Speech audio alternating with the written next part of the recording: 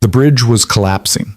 Through sheets of rain, Ethan Cole watched a luxury sedan tumble off the edge, its headlights spinning wildly as muddy water swallowed it whole. Inside, a woman's terrified face pressed against the glass, and in that split second, the single father made a choice that would change everything. He dove into the raging flood, not knowing the drowning stranger was billionaire CEO Claire Donovan. Stay with me till the end and drop a comment about where you're watching from. Let's see how far this story reaches. The rain had started 3 days ago. At first, it was nothing more than a steady drizzle, the kind that made people in Millbrook reach for their umbrellas with mild annoyance. But by Tuesday morning, the drizzle had turned into a downpour, and by Wednesday night, the downpour had become something else entirely, a monster that swallowed roads, uprooted 100-year-old oaks, and turned the peaceful Millbrook River into a beast nobody recognized. Ethan Cole stood at his kitchen window, watching the water creep up his driveway like a living thing. His 6-year-old daughter Lily pressed her small face against the glass beside him, her breath fogging up the window. "Daddy, is the water going to come inside?" she asked, her voice barely above a whisper. Ethan placed a protective hand on her shoulder, feeling the delicate bones beneath her pink pajamas. "No, sweetheart. We're on high ground. We're safe." But even as he said it, he wasn't sure. In his 34 years of life, 28 of them spent in Millbrook. He'd never seen anything like this.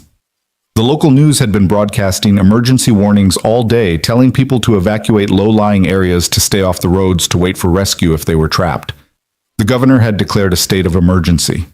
The National Guard was supposedly on its way. "Why don't you go play in your room for a bit?" Ethan suggested, trying to keep his voice light. "Take Mr. Bunny with you." Lily clutched her stuffed rabbit tighter and looked up at him with those big brown eyes that reminded him so painfully of her mother. Sarah had been gone for 3 years now. Cancer took her when Lily was only 3. And moments like these, when danger lurked and decisions had to be made, Ethan felt her absence like a physical ache. "You promise we're safe?" Lily asked. "I promise, baby girl." She nodded solemnly and padded off to her room. Mr. Bunny's ears dragging along the floor behind her. Ethan waited until he heard her door close before he grabbed his phone and tried calling his neighbor Jim Harrison for the 5th time. Straight to voicemail. The cell towers were probably overwhelmed, or worse, damaged. Through the rain-lashed window, he could barely make out the Harrison house 50 yards away. No lights. They'd probably evacuated, already gone to Jim's brother's place up in the hills like they'd talked about yesterday. Ethan had thought about leaving too, but Lily had been running a fever, and he hadn't wanted to take her out in this weather unless absolutely necessary. Now he was second-guessing that decision. A transformer exploded somewhere in the distance, lighting up the sky with an eerie blue flash. The lights in the house flickered once, twice, then died. The sudden darkness was absolute, broken only by the gray light filtering through the windows. "Daddy!" Lily's frightened voice called from her room. "It's okay, honey. Just the power. I'm getting the flashlights." Ethan fumbled his way to the hall closet where he kept the emergency supplies. His hands found the heavy-duty flashlight, clicked it on. The beam cut through the darkness, providing immediate relief. He grabbed 2 more flashlights and the battery-powered radio, then made his way to Lily's room. She was sitting on her bed, Mr. Bunny clutched to her chest, tears streaming down her face. The sight broke his heart. Hey, it's okay," he said, sitting beside her and pulling her into his arms. "It's just like camping, remember? When we went to Lake Harrison last summer." "But Mommy was there," she whispered into his chest. The words hit him like a punch. "I know, baby. I know." They sat like that for a moment, father and daughter holding each other in the darkness, while the storm raged outside. Then the radio crackled to life. Emergency evacuation orders for all residents along Millbrook River and Highway 42. The Riverside Bridge has been compromised. Repeat, the Riverside Bridge has been compromised. Emergency shelters have been set up at Millbrook High School and First Baptist Church. All residents in flood zones must evacuate immediately. The Riverside Bridge. That was only 2 miles from their house. If it was compromised, whatever that meant, the water would be redirecting, finding new paths, new victims. Ethan made a decision. "Lily, we're going on an adventure, okay? We're going to go to the high school where they have lights and food and lots of other people. In the rain. In the rain. But first, let's get you dressed in your warmest clothes." 20 minutes later, they were in Ethan's truck, slowly navigating through streets that looked nothing like the neighborhood he'd known his whole life. The water was everywhere, not flooding exactly, not yet, but flowing across the road in sheets, turning familiar intersections into foreign territory. The windshield wipers worked furiously but futilely against the downpour. Lily sat in her booster seat in the back, Mr. Bunny on her lap, singing softly to herself, a habit she'd developed to self-soothe. It was a song Sarah used to sing, something about sunshine and flowers. Ethan gripped the steering wheel tighter, focusing on the barely visible road ahead. They were making decent progress until they reached the intersection of Main and Riverside. What Ethan saw there made him slam on the brakes. The road ahead was gone, replaced by a raging river of muddy water. But that wasn't what made his blood run cold. It was the school bus, one of those short buses used for special needs kids, sitting half submerged in the water, tilted at a dangerous angle. He could see faces in the windows, children's faces. "Stay in the truck," Ethan commanded, already reaching for the door handle. "Daddy, no." "Lily, I need you to be brave, okay? Just like Mommy would want. Stay here, doors locked. I'll be right back." Before she could protest further, he was out in the storm. The rain hit him like 1,000 tiny fists, instantly soaking through his jacket. The wind tried to knock him over as he waded into the water, which was shockingly cold and stronger than he'd anticipated. It was up to his knees, then his thighs, the current trying to sweep his feet out from under him. The bus was maybe 30 feet away, but it felt like a mile. He could hear crying now, children's voices mixing with the storm. An adult face appeared in the emergency exit window, the driver a woman he recognized vaguely from school events. "Help us," she screamed. "The door won't open, the water." "How many?" Ethan shouted back, fighting to keep his balance. "6 kids and me, please." 7 people. How the hell was he going to get 7 people out of a bus in this current? But he didn't have time to plan. The bus shifted, tilting further, and the screams intensified. Ethan half swam, half waded to the emergency exit. The water was up to his chest now. "You have to kick it," he yelled. "Both feet right in the center." The driver disappeared from view, and a moment later he heard the thud of impact. Nothing. Another thud. On the third try, the door flew open and water immediately began rushing in. "One at a time," Ethan commanded, reaching up. Smallest first. What followed was the longest 10 minutes of his life. One by one, he pulled children from the bus, a boy with Down syndrome who couldn't have been older than 8 twin girls who clung to each other even as he carried them, a teenager in a wheelchair who had to leave it behind. Each trip to safety and back was a battle against the current, his muscles screaming, his body temperature dropping dangerously. The driver came last, a woman named Mrs. Patterson, he remembered now. She was crying, thanking him over and over as he half-carried her to higher ground, where the children huddled together. "There's an emergency shelter at the high school," he told her, shouting to be heard over the storm. "Can you make it?" "My phone, I need to call their parents." "The towers are down. Just get them to safety. Go." He watched them stumble away into the darkness, then turned back to where he'd left his truck. His truck. Lily. The vehicle was still there, headlights cutting through the rain. He could see Lily's small face in the back window, and relief flooded through him. But as he started back, something else caught his eye. Further down what used to be Riverside Drive, where the road curved toward the bridge, a pair of headlights was moving erratically. No, not moving, being moved. A car was being swept along by the current, spinning slowly as the water carried it toward the collapsed section of bridge he could just make out in the distance. Ethan looked back at his truck, at his daughter's face. Every instinct screamed at him to get back to her, to drive away from this nightmare. But then the other car's headlights swung around and for just a moment illuminated the interior. There was someone inside, someone pounding on the windows. "Damn it!" Ethan cursed, already moving. This time he didn't fight the current. He used it, letting it carry him at an angle toward the spinning vehicle. It was a Mercedes, he noticed absurdly, probably worth more than he made in 3 years. The water was deeper here, much deeper. He couldn't touch bottom. The car hit something, a submerged tree maybe, and stopped spinning for a moment. That's when he saw her clearly for the first time. She was maybe 35, with dark hair plastered to her head and wide, terrified eyes. She was pounding on the driver's side window with something, a shoe, he realized. a high-heeled shoe. Her mouth was moving, screaming something he couldn't hear.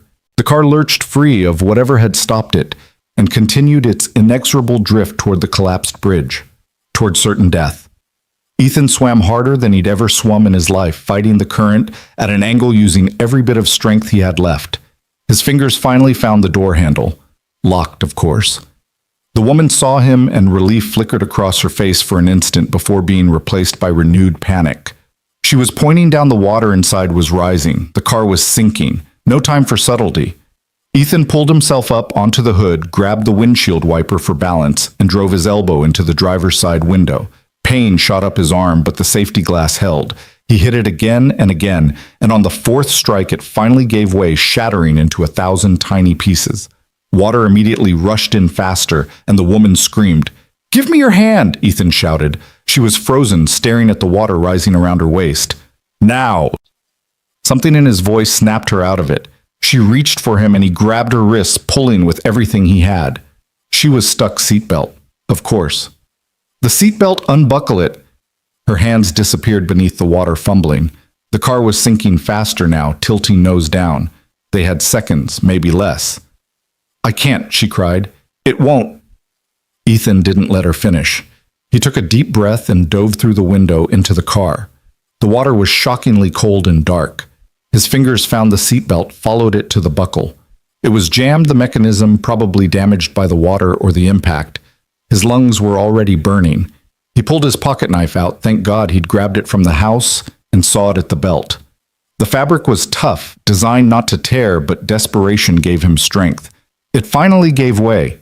He grabbed the woman around the waist and pushed her up toward the window. She went through, and he followed his lungs, screaming for air. They broke the surface together, gasping. The bridge was right there, too close. The current was pulling them toward the jagged edge where the road simply ended, where the concrete had been torn away like paper. Beyond it was a drop into churning water and debris, certain death. "Swim," Ethan commanded, but the woman was already struggling, her movements uncoordinated, panicky. He grabbed her again, this time getting his arm around her chest in a rescue hold. "Stop fighting. Let me—" She went limp. Whether from trust or exhaustion, he didn't know. He kicked hard, angling across the current, using it when he could, fighting it when he had to. His legs felt like lead, his arms were numb. But Lily's face flashed in his mind, his little girl waiting in the truck, counting on him to come back, and he found strength he didn't know he had. His feet hit something solid, ground, pavement. He dragged them both up onto what turned out to be the raised entrance to a strip mall, now an island in the flood. They collapsed together, coughing, gasping. "Are you hurt?" he managed to ask between breaths. The woman was shaking violently, whether from cold or shock, but she shook her head. In the dim light from a still-functioning emergency light, he could see she was wearing what had once been an expensive business suit, now torn and ruined. Her face, despite being streaked with mud and makeup, was striking high cheekbones, full lips, eyes that were an unusual shade of green. "Thank you," she whispered, her voice hoarse. "Oh, God, thank you." "We need to move," Ethan said, struggling to his feet.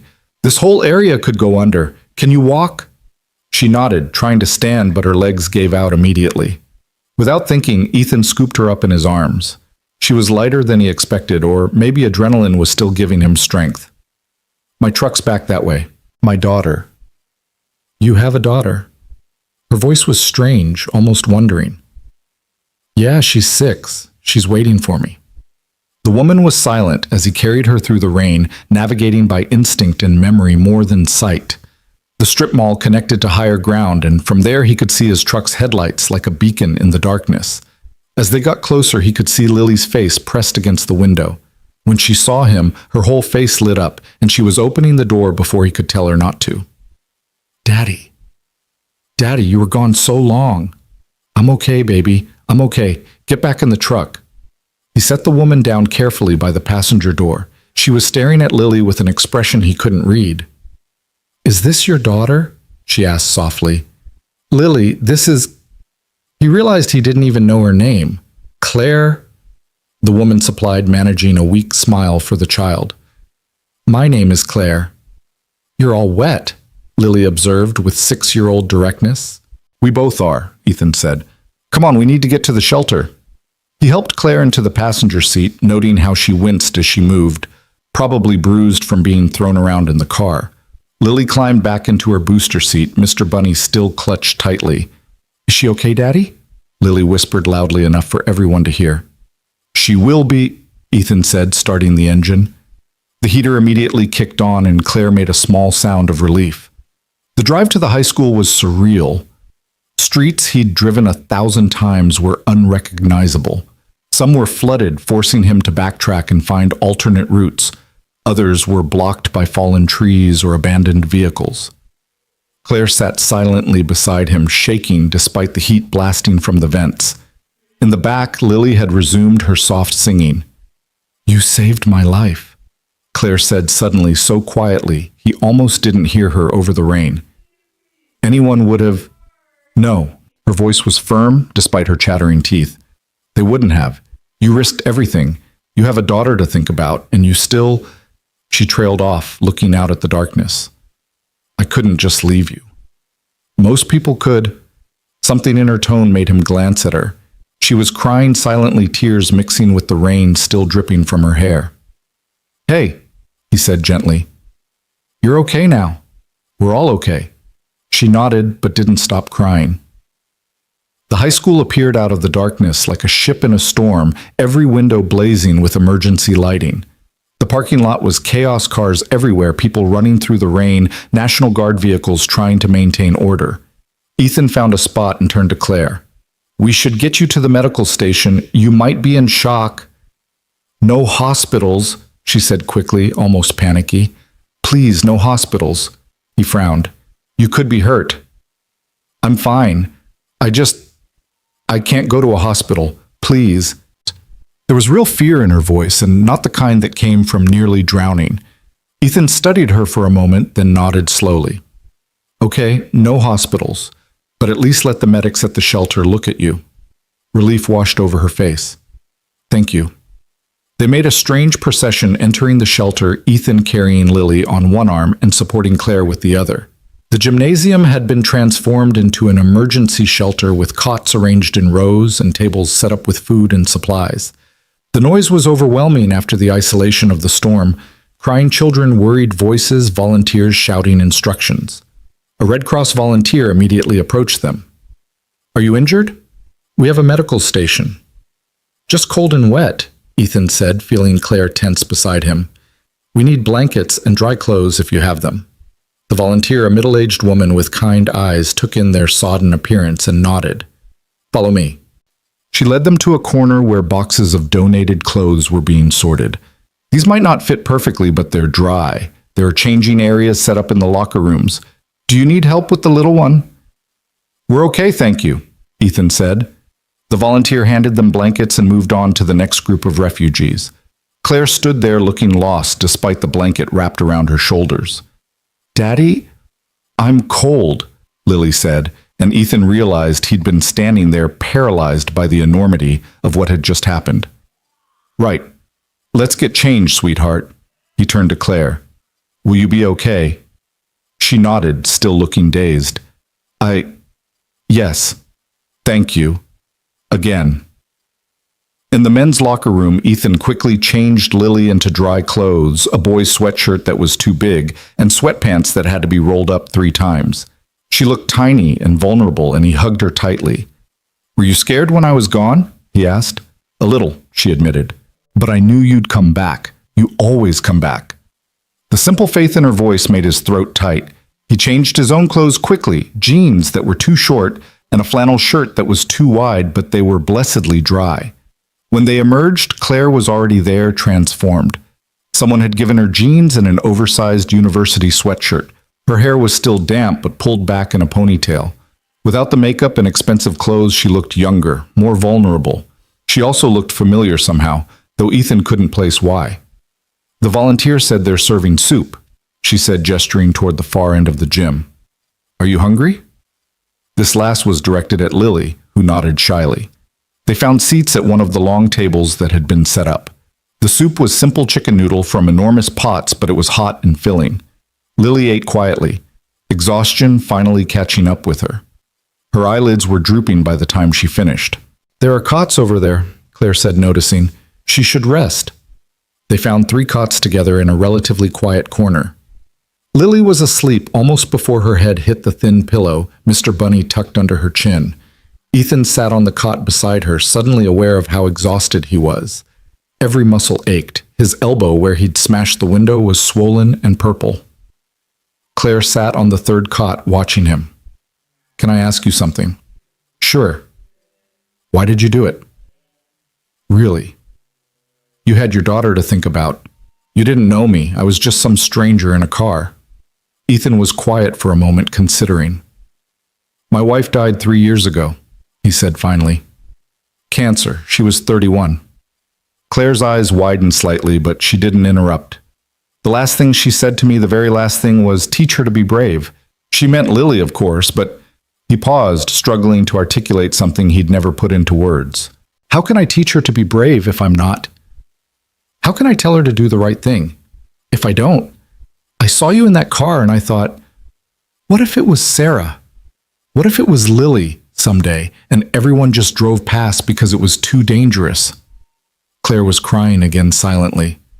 "Your wife sounds like she was special." "She was." Ethan smiled sadly. "She would have liked you." "How could you possibly know that?" "Because you didn't panic. Even when the car was sinking, even when you were terrified, you didn't completely panic.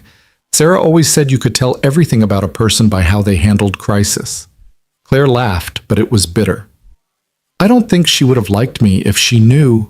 She stopped abruptly, looking away. "Knew what?" "Nothing. It doesn't matter." Before Ethan could respond, a commotion near the entrance caught their attention. Several people in suits had entered, looking ridiculously out of place among the refugees. They were scanning the crowd with purpose, and Ethan saw Claire shrink back. "Friends of yours?" he asked. "Something like that," she murmured, but she made no move to signal them. One of them, a severe-looking woman with steel-gray hair, spotted Claire and immediately started toward them, the others following. Claire sighed and stood up. "Ms. Donovan," the woman said, relief evident in her voice. "Thank God. We've been looking everywhere." "Donovan, why did that name sound familiar?" "I'm fine, Margaret," Claire said, her entire demeanor changing. Where before she'd been vulnerable, almost fragile now, she stood straighter, her voice carrying an authority that made people nearby turn to look. "The board is in emergency session," Margaret continued. "The Singapore deal, that's I..." "Can wait," Claire interrupted. "As you can see, we have more pressing concerns." "But ma'am..." "I said it can wait." The steel in her voice was unmistakable. Margaret stepped back, properly chastised. That's when Ethan finally made the connection. Donovan. Claire Donovan, the CEO of Donovan Industries, the massive tech company that had just built a new campus outside the city. He'd seen her picture in the papers, though she was notorious for avoiding the media. She was one of the youngest billionaires in the country, and he'd just pulled her out of a sinking Mercedes. Claire turned back to him, and something in his expression must have given away his recognition. She smiled sadly. "Now you know," she said softly. You're the woman you saved from drowning," she said firmly. "That's all that matters tonight." Margaret cleared her throat. "Ms. Donovan, we really should get you to a hospital. And then..." "I'm staying here tonight," Claire announced, surprising everyone, including Ethan. "But ma'am, we have the helicopter standing by. We can have you back in the city." "I said I'm staying." She looked at the suited entourage. "All of you make yourselves useful. This shelter needs supplies, food, blankets, medical equipment. I want trucks here within the hour. The roads? Then use the helicopters. I don't care if you have to airlift in supplies one box at a time. These people need help." She paused, her gaze sweeping over the crowded gym. "And set up a relief fund. Anyone affected by the flooding gets assistance, no questions asked." "How much should we allocate?" Margaret asked, pulling out a tablet. "Start with 10 million. We'll increase it if needed." Ethan's jaw dropped. 10 million just like that. The suited people scattered, pulling out phones, barking orders. Within seconds, only Margaret remained. "Anything else, ma'am?" Claire glanced at Ethan, then at sleeping Lily. "Find out everything about the shelter's needs. Work with the Red Cross, the National Guard, whoever's in charge. I want a full report in an hour." Margaret nodded and hurried off. Claire sat back down on the cot, suddenly looking exhausted again. $10 million, Ethan said, still stunned. "It's just money," she said quietly. "It can't buy back a life. It can't—" She stopped looking at Lily. "It can't bring back what's lost. Still, it's incredibly generous." She was quiet for a moment. "Can I tell you something? Something I've never told anyone." Ethan nodded, sensing this was important. "My parents died when I was 7. Flash flood in California, ironically enough. They were driving home from a party, took a shortcut through a canyon. The rain came out of nowhere. I'm sorry. I was with a babysitter. I remember waiting for them to come home, watching out the window, just like—" She gestured at Lily. "Just like she was watching for you tonight." Understanding dawned on Ethan. "That's why you didn't want to go to the hospital. The media attention." "Partly, but also because hospitals remind me of identifying their bodies." She laughed bitterly. $1 billion in the bank, and I'm still that 7-year-old girl waiting for parents who aren't coming home. Without thinking, Ethan reached over and took her hand. She startled at the contact, but didn't pull away. "You're not that little girl anymore," he said gently. "You survived. You built something amazing. Your parents would be proud." "Would they? I spend 18 hours a day in boardrooms. I have 3 homes I never see. I can't remember the last time I did something that actually mattered." She squeezed his hand. "Until tonight. Tonight you reminded me what actually matters. I just pulled you out of a car." "No." Her voice was intense. "You risked everything for a stranger. You showed me what courage actually looks like. Not the boardroom kind, not hostile takeovers or market manipulation. Real courage. The kind that jumps into floodwater to save someone else." Ethan didn't know what to say to that. They sat in silence for a while, still holding hands, watching Lily sleep. Around them, the shelter buzzed with activity as more refugees arrived and volunteers distributed supplies. "Can I ask you something now?" Ethan said eventually. "Turnabout's fair play. What were you doing out there in the flood zone?" "Someone like you must have had warnings, ways to evacuate early." Claire's face clouded. "I was being stubborn. There's a community center I fund near the river, low-income families after-school programs. I wanted to make sure everyone got out safely. I stayed too long, and then my driver—" She paused. "My driver had a family emergency. His son was missing in the floods. I told him to go, that I'd be fine." "You drove yourself, She smiled ruefully. "I haven't driven myself anywhere in 5 years. Turns out I'm not very good at it anymore, especially not in a flood." "You were trying to help people." "Fat lot of good it did. I just became another person who needed rescuing." "Hey." He waited until she looked at him. "You cared enough to check on them. That matters." Before she could respond, Margaret reappeared with an entourage of aid workers. "Ms. Donovan, we've coordinated with the Red Cross. The first helicopter should arrive in 20 minutes with medical supplies. 3 more are en route with food and blankets." Claire immediately shifted back into CEO mode, discussing logistics and distribution. Ethan watched, fascinated by the transformation. She was clearly in her element, making quick decisions, delegating tasks. But every few seconds, her eyes would flick back to him and Lily, as if reassuring herself they were still there. An hour passed, then 2. The promised supplies arrived, helicopter rotors thundering over the storm. The shelter transformed from a place of desperation to one of relative comfort. Hot meals replaced cold sandwiches. Thick blankets replaced thin sheets. A full medical station was established with proper equipment. Through it all, Claire worked tirelessly. She served food, distributed blankets, sat with elderly refugees, and listened to their stories. She held crying children while their parents filled out insurance paperwork. She was everywhere, doing everything. "Your girlfriend's pretty amazing, so," one of the volunteers said to Ethan as they watched Claire helping an elderly man find his medication among the supplies. "She's not my we just met tonight." The volunteer raised an eyebrow. "Could have fooled me.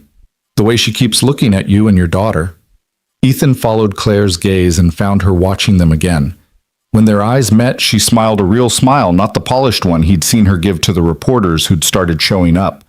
The media presence was growing by the hour. Apparently, Claire Donovan personally overseeing disaster relief was big news. She handled them with practiced ease, giving brief statements about corporate responsibility and community support, but always redirecting focus to the rescue efforts and the needs of the refugees. Not once did she mention being rescued herself. When one reporter asked how she'd ended up at the shelter, she simply said she'd been caught in the flooding like everyone else. "Why don't you tell them?" Ethan asked her during a brief break. "It's a hell of a story." "Because it's not my story to tell," she said simply. "And because you deserve privacy. Your daughter deserves privacy. The last thing you need is cameras in your face reporters digging into your life." She was protecting them, he realized. This woman he'd known for less than 6 hours was using her considerable influence to shield him and Lily from the media circus that would inevitably follow if the story got out. Lily woke up around midnight disoriented and cranky. "Daddy, where are we?" "Still at the shelter, baby. Are you hungry?" She shook her head, then noticed Claire. "You're still here." "I am," Claire said, sitting on the edge of Lily's cot. "Is that okay?" Lily studied her with that intense scrutiny only children could manage. "You're pretty," she finally declared. Claire laughed, a genuine, delighted sound. "Thank you, so are you." "My mommy was pretty too," Lily said matter-of-factly. "She's in heaven now." "I know," Claire said gently. "Your daddy told me. Bet she was wonderful." "She was. She used to sing to me." Lily's lower lip trembled slightly. "I miss her." "Of course you do." Claire glanced at Ethan, seeming to ask permission. He nodded. She carefully put her arm around Lily. "You know what, my mommy is in heaven too, and sometimes when I miss her really badly, I close my eyes and remember her voice." "Does it help?" "Sometimes. And sometimes I still cry, and that's okay too." Lily leaned into Claire's embrace, and something in Ethan's chest tightened. He hadn't seen his daughter warm to anyone this quickly since Sarah died. "Will you stay with us?" Lily asked sleepily. "For tonight," Claire promised. "Is that okay with you, Ethan?" The sound of his name on her lips, the question in her eyes, there was something happening here, something that had nothing to do with floods or rescues or billions of dollars. "Yeah," he said softly. "That's okay with me." They spent the rest of the night like that, Claire and Ethan on either side of Lily's cot, talking quietly while she slept between them. Claire told him about growing up in boarding schools, about building her company from nothing, about the loneliness that came with success. Ethan talked about Sarah, about raising Lily alone, about his work as a contractor, and the simple satisfaction of building something with his hands. "I envy that," Claire said, "the tangibility of it. You build a house, and it's there, solid, real. I move numbers on screens, buy and sell companies. Sometimes I wonder if any of it actually exists. The jobs you create exist, the families you support. That community center you were trying to reach, those kids' lives are better because of you." "Maybe." She didn't sound convinced. "But I've never saved anyone, never put myself at risk for another person, never been brave the way you were tonight." "Bravery isn't always about grand gestures," Ethan said. "Sometimes it's about showing up, staying when you could leave, using your resources to help strangers." He gestured around the now well-supplied shelter. "This is brave too." Claire was quiet for a long moment. "You're not what I expected," she finally said. "What did you expect?" "I don't know.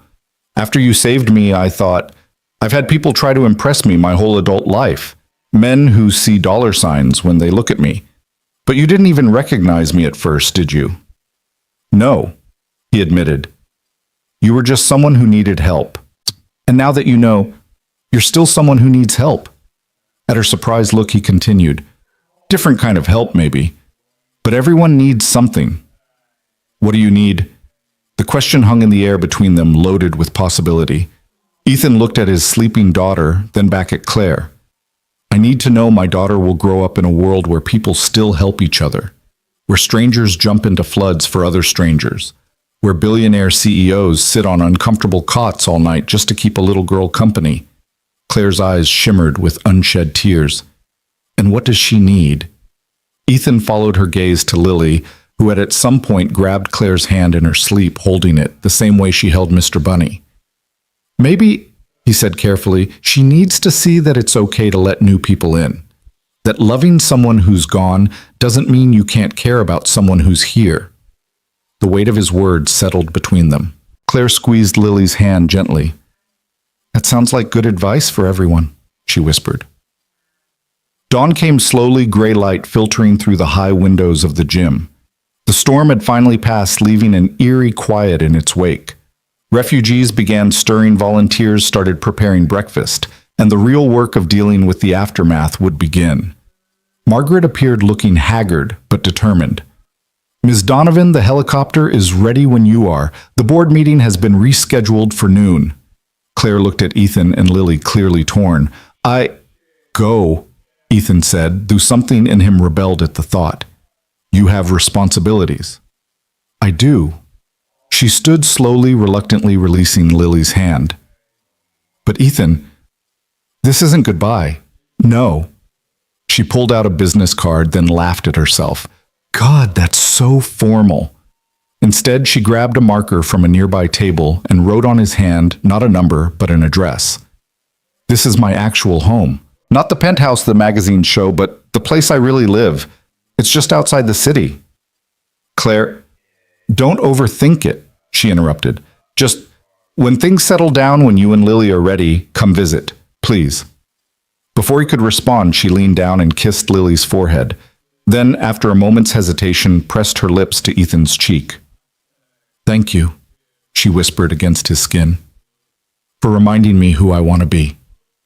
Then she was gone, striding away with Margaret and her entourage immediately engulfed in the business of being Claire Donovan's CEO. But just before she reached the door, she turned back. Across the crowded gymnasium, through the chaos of 100 conversations and crying children and clattering breakfast trays, their eyes met. She smiled, not the practiced smile of a public figure, but the genuine, vulnerable smile of the woman he'd pulled from a sinking car. The woman who'd held his daughter's hand all night. The woman who'd shown him that sometimes the people who seem to have everything are the ones who need saving the most. Then she was gone, and Ethan was left with an address written on his hand and the memory of her lips on his cheek. Daddy, Lily's voice was sleepy. Where did Claire go? She had to go to work, sweetheart. Will we see her again? Ethan looked at the address on his hand, then at his daughter's hopeful face.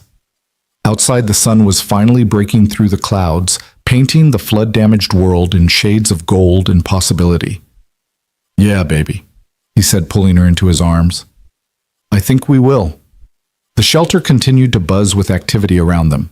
Families reuniting, volunteers distributing supplies, the Red Cross coordinating relief efforts. The flood had taken so much home's possessions peace of mind, but it had also given something back, something unexpected and precious.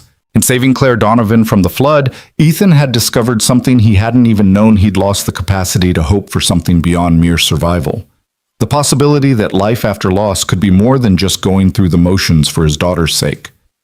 And somewhere across the city, in a helicopter bearing her back to her world of board meetings and billion-dollar deals, Claire Donovan was discovering the same thing. The man who'd pulled her from the water had done more than save her life. He'd reminded her that she had a life worth saving. The address on Ethan's hand had faded but not disappeared, much like the memory of that night 3 weeks ago. He'd traced over it with pen twice to preserve it, though. By now he'd memorized every curve of Claire's handwriting. The floodwaters had receded, leaving behind damaged homes and disrupted lives, but also leaving behind something else, a connection he couldn't quite bring himself to explore. Their small house had survived relatively intact, just some water damage in the basement that Ethan had repaired himself. Being a contractor had its advantages. He'd spent the weeks since the flood helping neighbors rebuild, taking on reconstruction jobs for costs, trying to help his community piece itself back together. It was easier than thinking about the business card Margaret had slipped into his pocket that night, easier than contemplating what it might mean to actually use that address. Daddy, are we going to see Claire today? Lily asked for what must have been the 100th time. She was sitting at the kitchen table coloring in her book while Ethan fixed breakfast. We've talked about this, sweetheart. Claire is very busy. But she said to visit. She wrote it on your hand. I saw it. Of course she had. His daughter missed nothing. It's complicated, baby. Lily set down her crayon with the kind of dramatic sigh only a 6-year-old could muster. You always say that when you're scared. The observation hit him like a physical blow, out of the mouths of babes. I'm not scared, he said automatically, then caught himself. He'd promised Sarah he'd never lie to their daughter about the important things. Okay, maybe a little scared. Why? How could he explain it to a 6-year-old that Claire Donovan lived in a different world, one where people had drivers and helicopters, and could casually donate $10 million to flood relief? That whatever had happened between them that night was probably just adrenaline and circumstance. That a single father who worked with his hands had no business showing up at a billionaire's door. Before he could formulate an answer, his phone rang.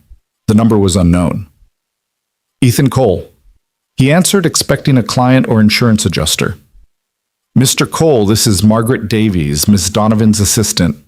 His heart skipped. Is everything okay? Is Claire? She's fine, Margaret assured him, though there was something in her tone. However, she asked me to call. There's a situation where your expertise might be valuable. My expertise? You're a contractor, correct? Specializing in restoration. Yes, but Ms. Donovan has recently acquired a property that requires significant restoration. She was hoping you might consider taking on the project.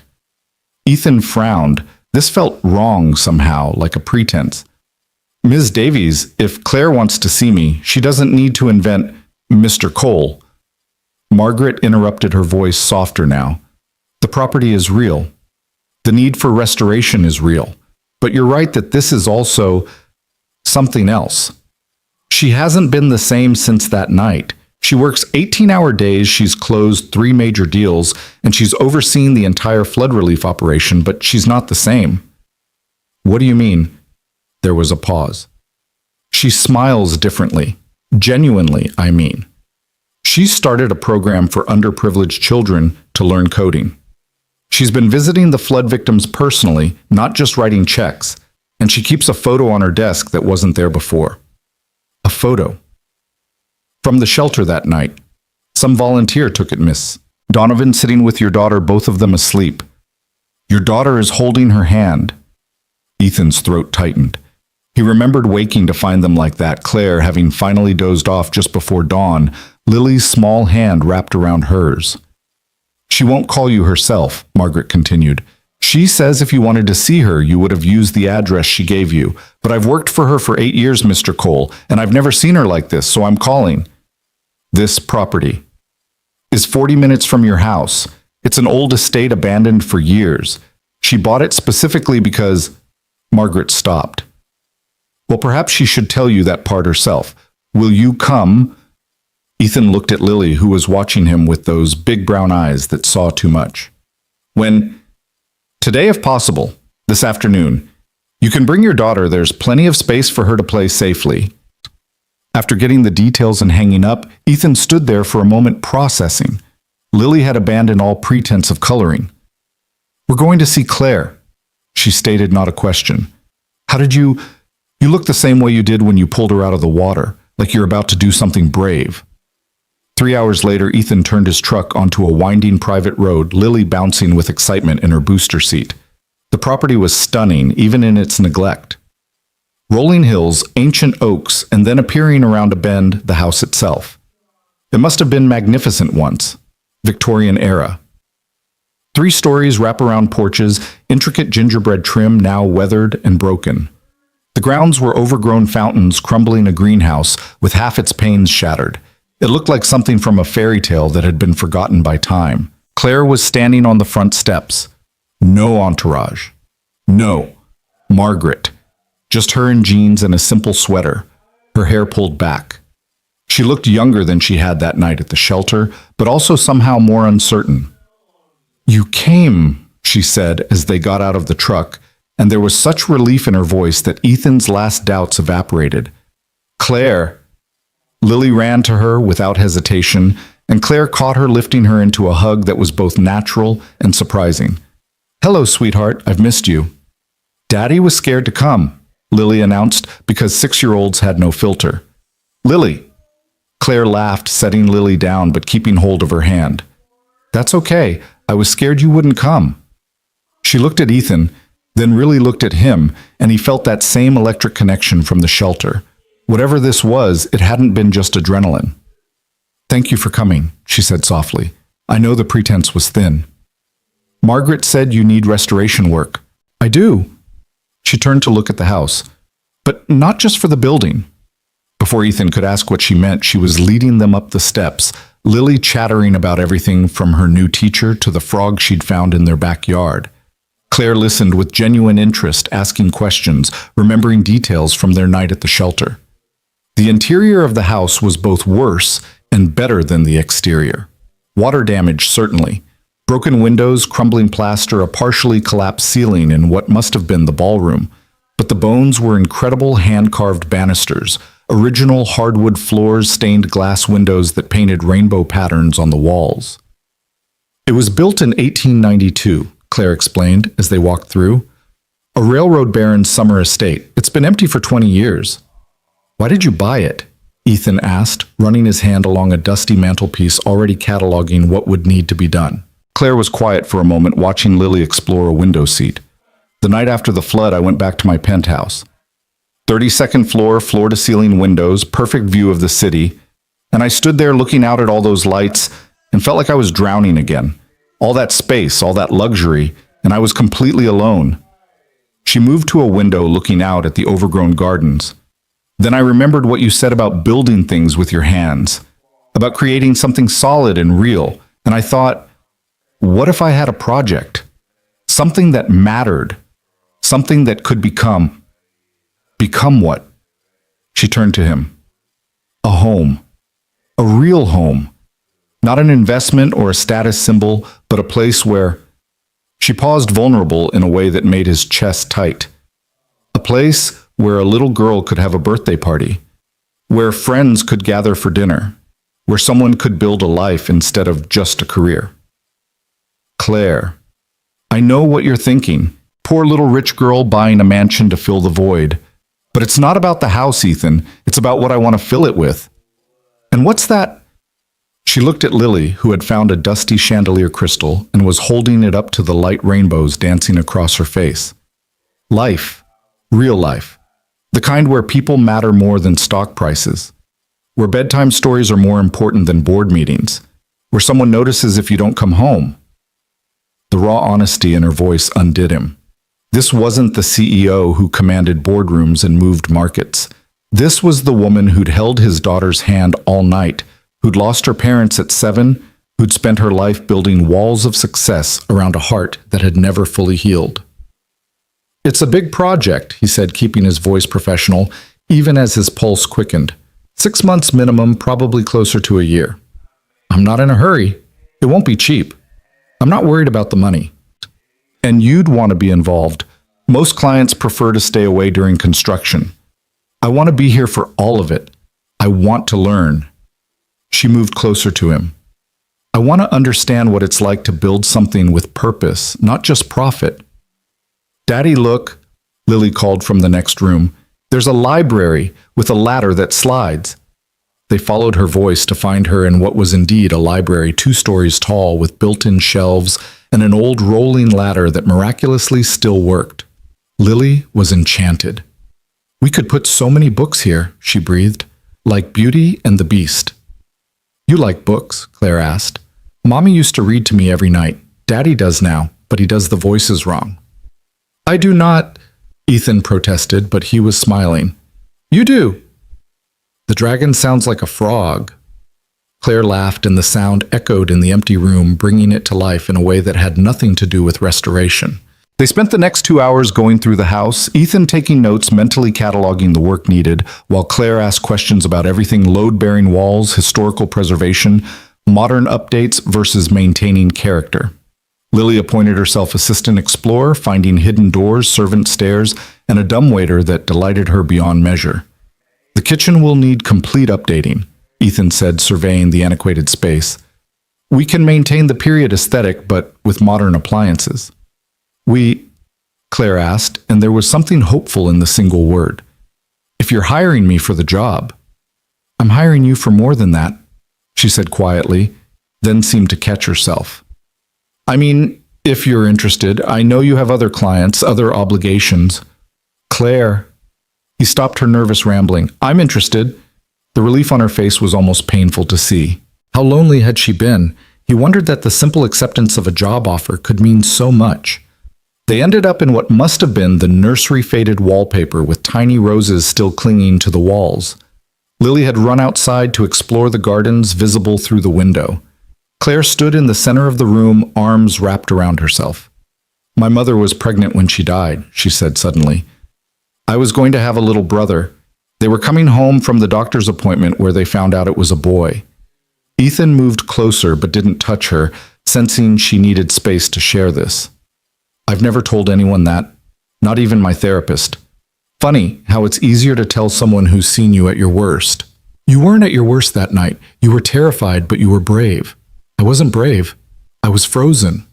You survived. That's its own kind of bravery. She turned to him then. Is that what you tell yourself about Sarah? The question should have hurt, but somehow it didn't. Sometimes, on the bad days, on the good days, I remember that she wouldn't want us stuck in the past. She'd want us to be happy. Are you happy? He thought about it, watching Lily through the window as she chased a butterfly through the overgrown garden. I'm getting there. For the first time in 3 years, I'm getting there. What changed? He met her eyes. I pulled someone out of a flood. The air between them crackled with possibility. Claire took a step closer. Ethan, I need to tell you something about that night, about why I was really...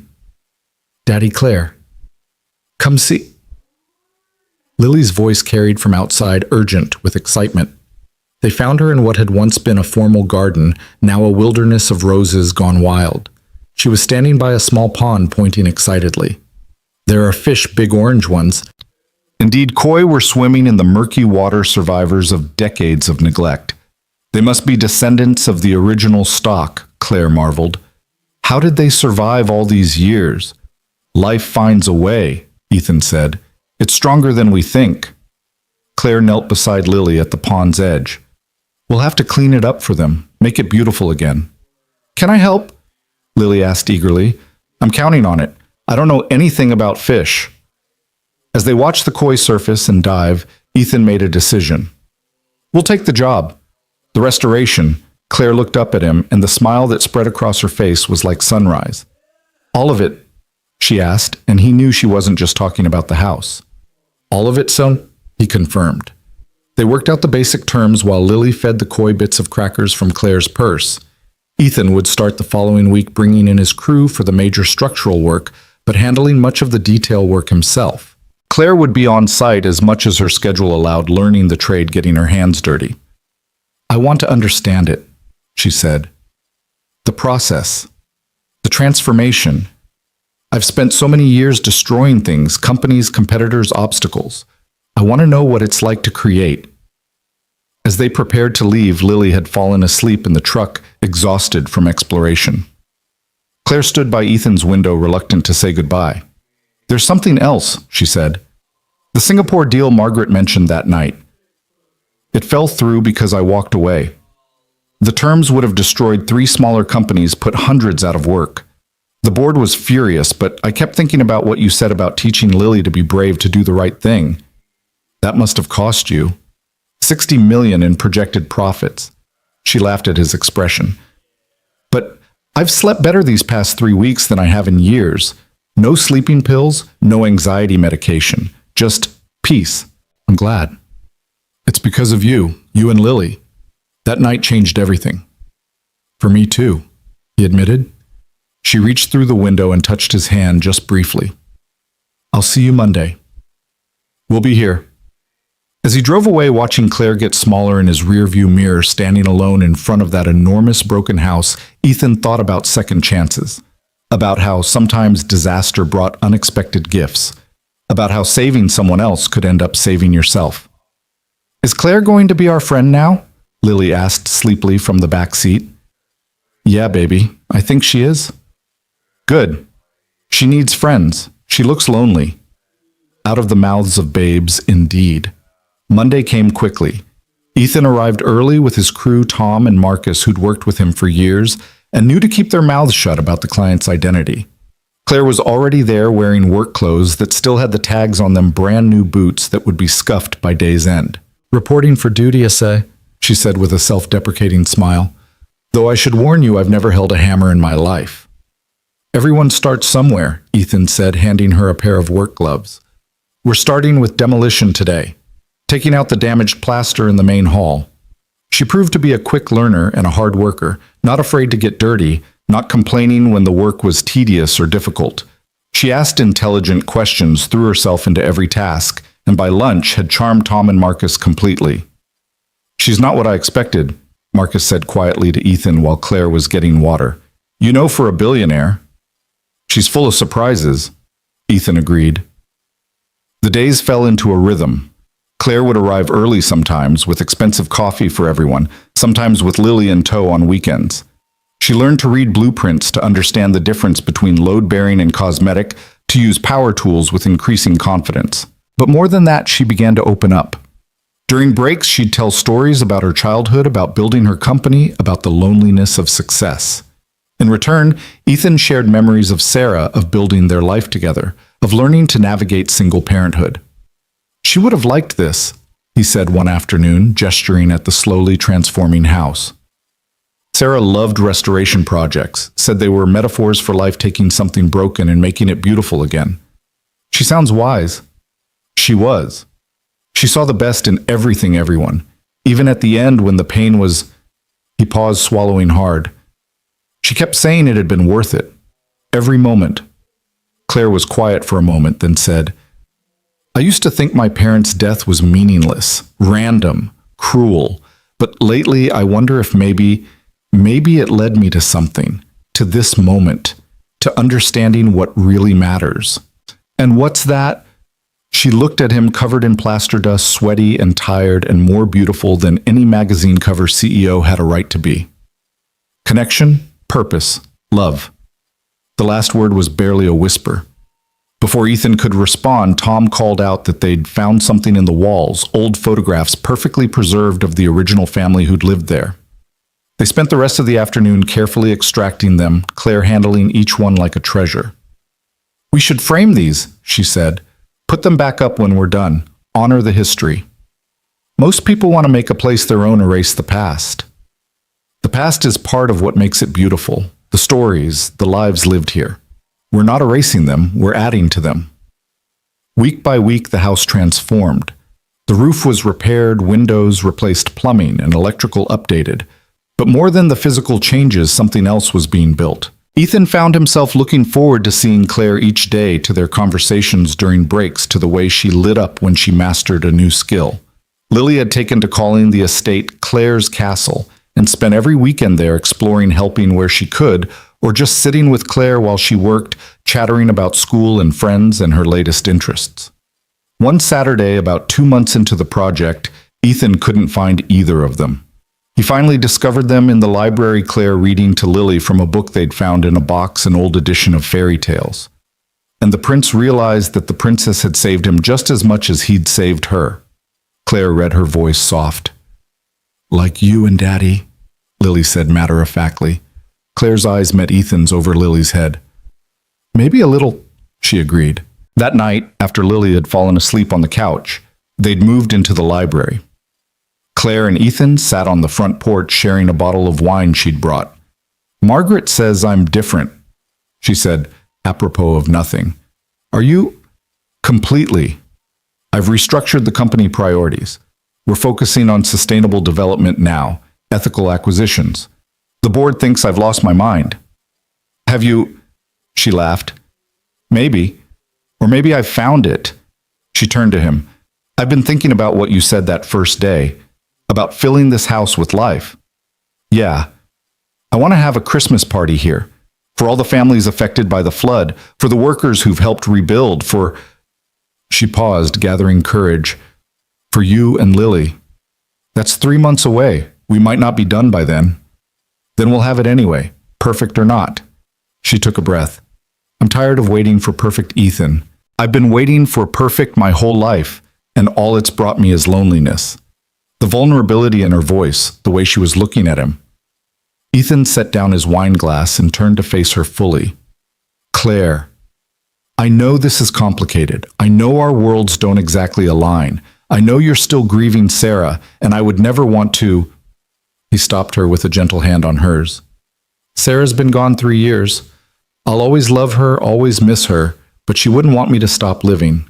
And lately, for the first time since she died, I feel like I'm actually living again. Because of the house. No, you know it's not the house. She turned her hand in his, interlacing their fingers. I'm scared, she admitted. I don't know how to do this. I know how to negotiate billion-dollar deals, how to hostile take over a company, how to read market trends, but this I'm completely lost. You jumped into a flood for strangers. You're rebuilding this house with your own hands. You read fairy tales to my daughter. I think you're doing just fine. Your daughter is extraordinary, by the way. You've done an amazing job with her. She likes you, really likes you, and she doesn't like many people. I love her, Claire said simply. Is that weird? To love someone else's child so quickly? No, Sarah always said love wasn't about time. It was about recognition. Sometimes you just recognize your people. Is that what we are? People who recognize each other. Instead of answering with words, Ethan leaned in and kissed her. It was gentle, tentative at first, both of them testing this new territory. Then Claire's hand came up to cup his face, and the kiss deepened, became something more certain. When they broke apart, both were breathless. I should probably mention, Claire said with a shaky laugh, I haven't done this in a very long time. Kissed someone. Felt anything real. She looked at him wonderingly. You saved more than my life that night, Ethan. You saved my soul. You saved mine right back. They sat in comfortable silence, hands still linked, watching fireflies dance in the garden. Inside, Lily slept peacefully, surrounded by books and possibility. The house around them was still more broken than whole, but it was becoming something beautiful. I should take Lily home, Ethan said eventually, though he made no move to go. Or you could stay. There are enough beds now that we've restored the guest wing. At his look, she added quickly, just to sleep. I like knowing you're both here. The house feels less empty. Okay, he said simply. That night, with Lily tucked into a bed in a room overlooking the garden, Ethan lay in the guest room next door thinking about unexpected gifts. About how a flood could wash away the old and make room for the new. About how saving someone could lead to being saved in return. Down the hall, Claire lay in her own bed, the first one she'd moved into the house. For years, she'd taken sleeping pills to quiet her mind, but tonight, her thoughts were peaceful. She could hear the old house settling around her, could imagine the lives that would fill it. Lily's laughter, dinner parties with friends she hadn't made yet. Quiet mornings with coffee and conversation. And Ethan, always Ethan, whose steady presence had become as essential to her renovation as any tool or blueprint. The morning after that first kiss dawned bright and clear sunlight streaming through the restored windows of the old house. Ethan woke to the sound of Lily's laughter drifting up from somewhere below, mixed with Claire's voice. He found them in the kitchen attempting to make pancakes on the ancient stove they hadn't yet replaced. Daddy Claire can't flip pancakes, Lily announced gleefully, pointing at a somewhat charred attempt on a plate. In my defense, Claire said, flour in her hair and batter splattered on her shirt. I've never actually cooked pancakes before. Never? Lily was aghast. I had a chef, Claire admitted sheepishly. Several, actually. Ethan moved to the stove gently, taking the spatula from her. Here, let me show you. He positioned himself behind her, his hand over hers on the handle. It's all in the wrist, quick and confident. He felt her tense slightly at his proximity, then relax into him. Together they flipped the next pancake perfectly. See natural talent, he murmured near her ear. I had a good teacher, she replied softly. They were interrupted by Lily tugging on Ethan's shirt. Are you and Claire dating now? The adults froze, exchanging glances over her head. Why would you ask that, sweetheart? Ethan managed. Because you look at her the way you used to look at Mommy, and she looks at you like the princess looks at the prince in my books. Claire knelt down to Lily's level. Would it be okay with you if we were... Lily considered this seriously. Would you come to my soccer games, if you wanted me to, and help with homework? Absolutely. And not make Daddy sad? Claire's eyes filled with tears. Oh, sweetheart, I would never want to make your daddy sad. I want to make him happy. You both make me very happy. Lily nodded decisively. Then it's okay, but you have to learn to cook better. Daddy can't make everything. The simple acceptance of a child's logic broke through whatever tension remained. Claire pulled Lily into a hug, and Ethan wrapped his arms around both of them, feeling something shift and settle into place. But the real world had a way of intruding on perfect moments. The following Monday, Ethan arrived at the house to find 3 black SUVs in the driveway and a cluster of suited figures on the front porch. Claire stood in the middle of them, her body language tense, her voice carrying the sharp edge he'd only heard her use once before. This discussion is over, Richard. I've made my decision. You're being emotional, a silver-haired man replied. This isn't like you, Claire. Abandoning the Singapore deal was bad enough, but now you're hemorrhaging money on this. He gestured dismissively at the house vanity project. It's my money to hemorrhage. It's the shareholders' money. And as chairman of the board, I have a responsibility. You have a responsibility to respect my decisions as CEO. Claire's voice could have cut glass. Now, if you'll excuse me, I have work to do. The man Richard noticed Ethan approaching. His eyes narrowed as he took in the work clothes, the truck with Cole Construction on the side. So this is what it's about, he said slowly. I should have known. How much is she paying you? Richard. Claire stepped between them. Don't you dare. It's a fair question. How much does it cost to seduce a billionaire these days? Ethan felt his fists clench, but before he could respond, Lily's voice piped up from behind him. He hadn't even noticed her getting out of the truck. That's not very nice, she said, marching up to Richard with all the righteous indignation a 6-year-old could muster. Claire's our friend. Daddy saved her from drowning. You should say sorry. Richard looked down at the small girl confronting him, momentarily speechless. This is Lily, Claire said, moving to stand beside them. Ethan's daughter. And if you ever speak to or about them that way again, you'll be looking for a new job. Are we clear? The threat in her voice was unmistakable. Richard straightened his tie, trying to salvage his dignity. The board meets Thursday. We'll be discussing your recent erratic decisions. I look forward to it, Claire said coolly. The suits retreated to their vehicles, leaving an uncomfortable silence in their wake. Claire seemed to deflate once they were gone. I'm sorry about that.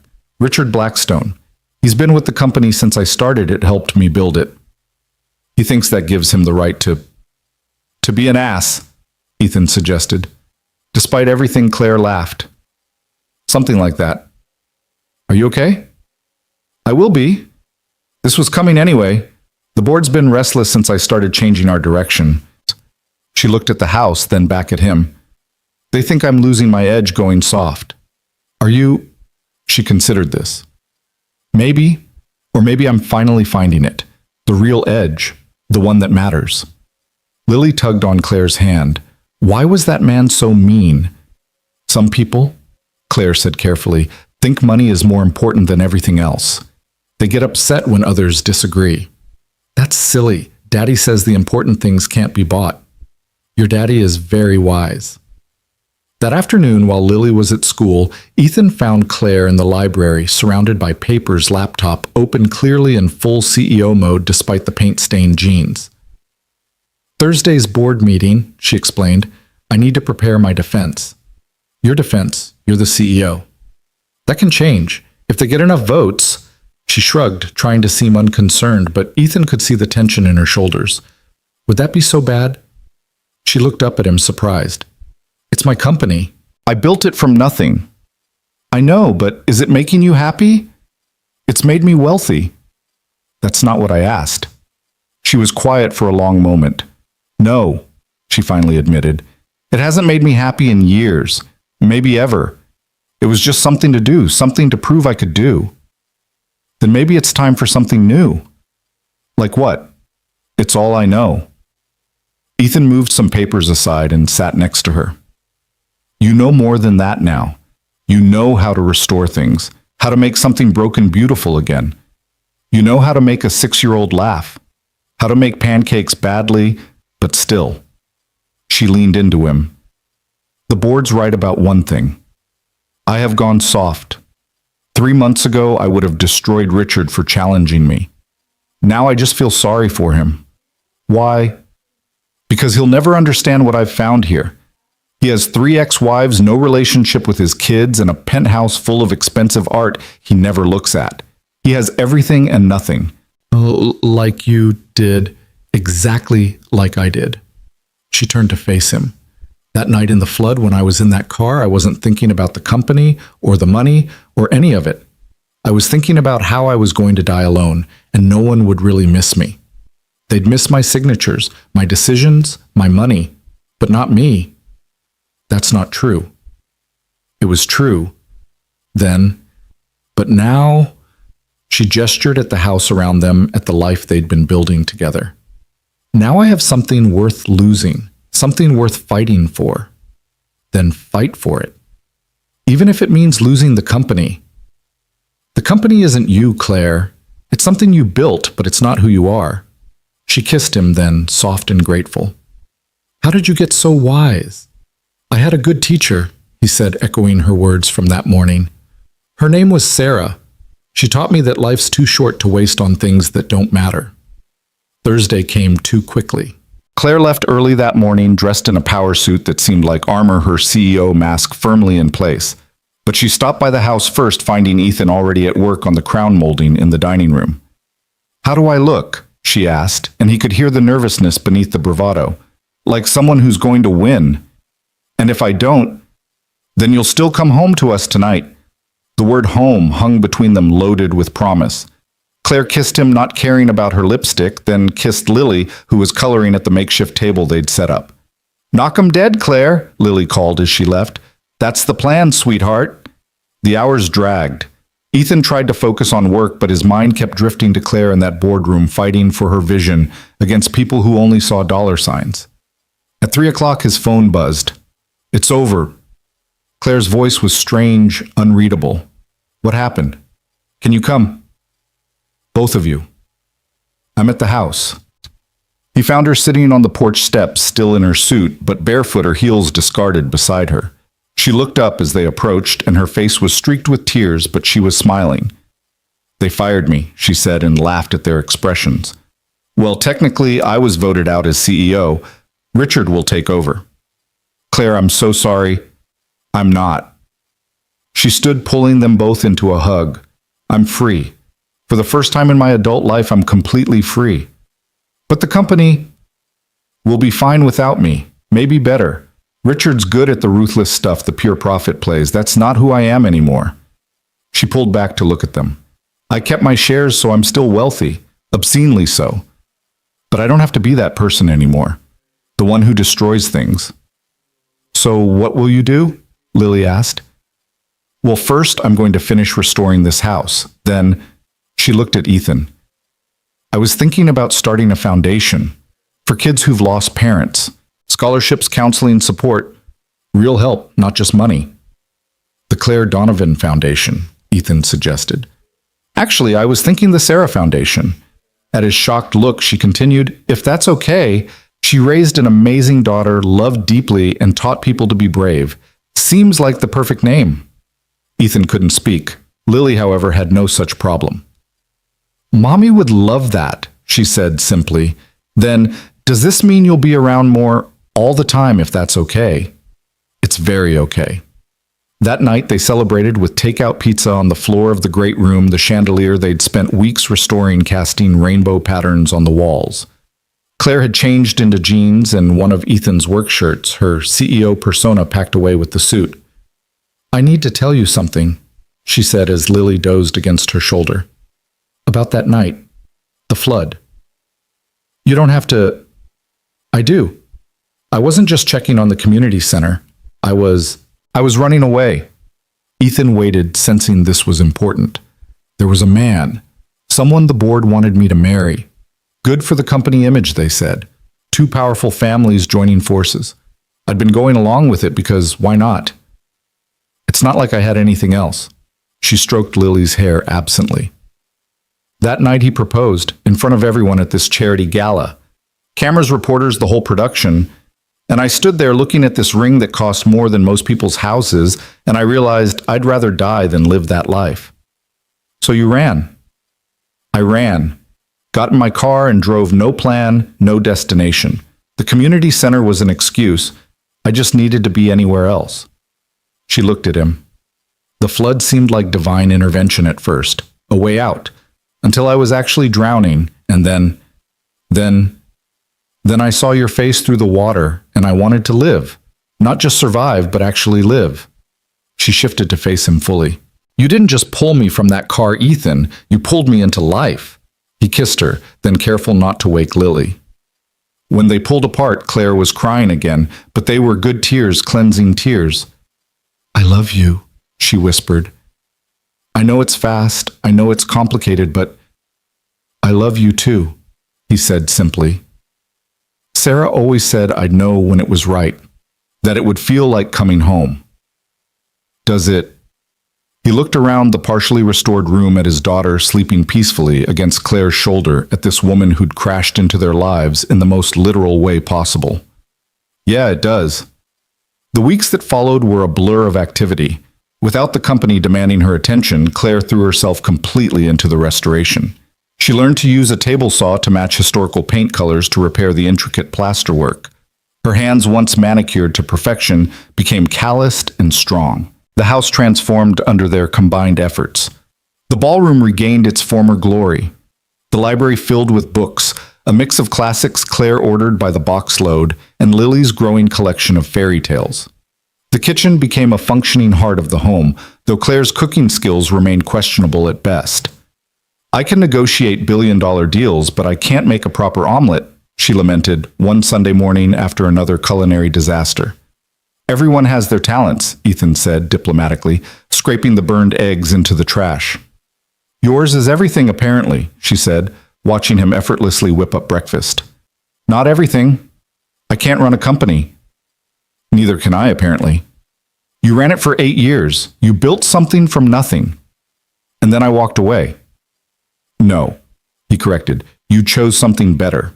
She smiled at that, then her expression grew serious. Speaking of choosing, Lily's birthday is next month. I know. Lily would be 7.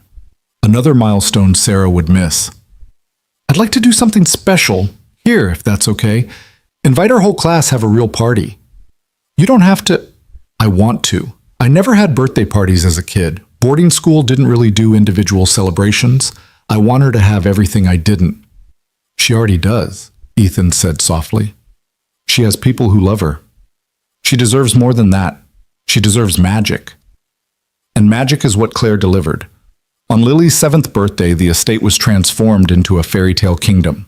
She'd hired performers, created an elaborate treasure hunt through the gardens, even managed to locate a portable carousel. The children from Lily's class ran wild through the grounds, their laughter echoing off the old walls. This is too much, Ethan protested, watching a professional face painter turn his daughter into a butterfly. Nothing's too much for her, Claire said, or for you. The party was in full swing when unexpected guests arrived. Margaret Davies appeared first, bearing an enormous wrapped gift followed by several familiar faces from the shelter that night. Tom and Marcus from the construction crew. Mrs. Patterson, the bus driver Ethan had rescued with the children who'd been on the bus. How did you all know? Ethan asked, overwhelmed. Claire invited us, Mrs. Patterson said. She tracked down everyone from that night. He found Claire in the kitchen pulling another cake from the oven. She'd insisted on making one herself despite her questionable baking skills. You invited everyone. She looked up, flour on her nose. They're part of our story. The beginning of it, anyway. Our story? Unless you have a different version. He crossed to her, not caring about the flour or the frosting or the chaos of children outside. No, our story. I like the sound of that. Good. Because I have a proposition. Another business deal. The most important one. She set down the spatula, suddenly serious. Move in. You and Lily. Not just staying over sometimes, but really move in. Make this your home too. Claire, I know it's a big step. I know we've only been together a few months, but Ethan, I've made million-dollar decisions with less certainty than I feel about this. About us. What about Lily? This is a huge change for her. Ask her. They found Lily in the garden, crowned with flowers, holding court over her birthday kingdom. When Ethan explained what Claire was suggesting, Lily's face lit up. We'd live in the castle all the time. If you want to, Claire said nervously. Lily threw her arms around Claire's waist. Yes, yes, yes, yes. Can I pick my room? Any room you want. Even the tower room, especially the tower room. As Lily ran off to tell her friends about her new castle home, Ethan pulled Claire close. You sure about this? We come as a package deal, and kids are messy and loud and perfect, Claire finished. You're both perfect. This house needs noise and mess and life. I need it. The restoration isn't finished. It never will be, not really. There's always something to fix, to improve, to change. That's what makes it home. The party continued until sunset, children gradually picked up by parents, each leaving with elaborate gift bags Claire had assembled. As the last car pulled away, the three of them stood on the porch surveying the controlled chaos left behind. We should clean up, Ethan said half-heartedly. Tomorrow, Claire decided. Tonight we celebrate. The party's over. No, the real celebration. Just us. They ended up in the library, Lily curled between them on the restored Victorian sofa reading from her new books. The room was warm with lamplight filled with the comfortable silence of family. Claire, Lily said sleepily, are you going to marry Daddy? Both adults froze. Lily, Ethan started. Because if you are, I want to be the flower girl, and I want a purple dress. Claire looked at Ethan over Lily's head, a question in her eyes. Purple's a good color, he said carefully. The best color, Claire agreed. So you will, Lily pressed. Someday, Claire said, when the time is right.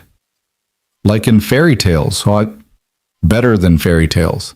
Ethan said, thinking of Sarah, of floods and rescues, of broken things made beautiful. Real life is always better. That night after Lily was asleep in her tower room, Claire and Ethan stood in the ballroom moonlight streaming through the restored windows. Did you mean it? She asked. About purple being a good color. I meant all of it. He pulled her into a dance position, though there was no music. Sarah used to say that love wasn't about replacing what was lost, but about adding to what remained. She sounds wonderful.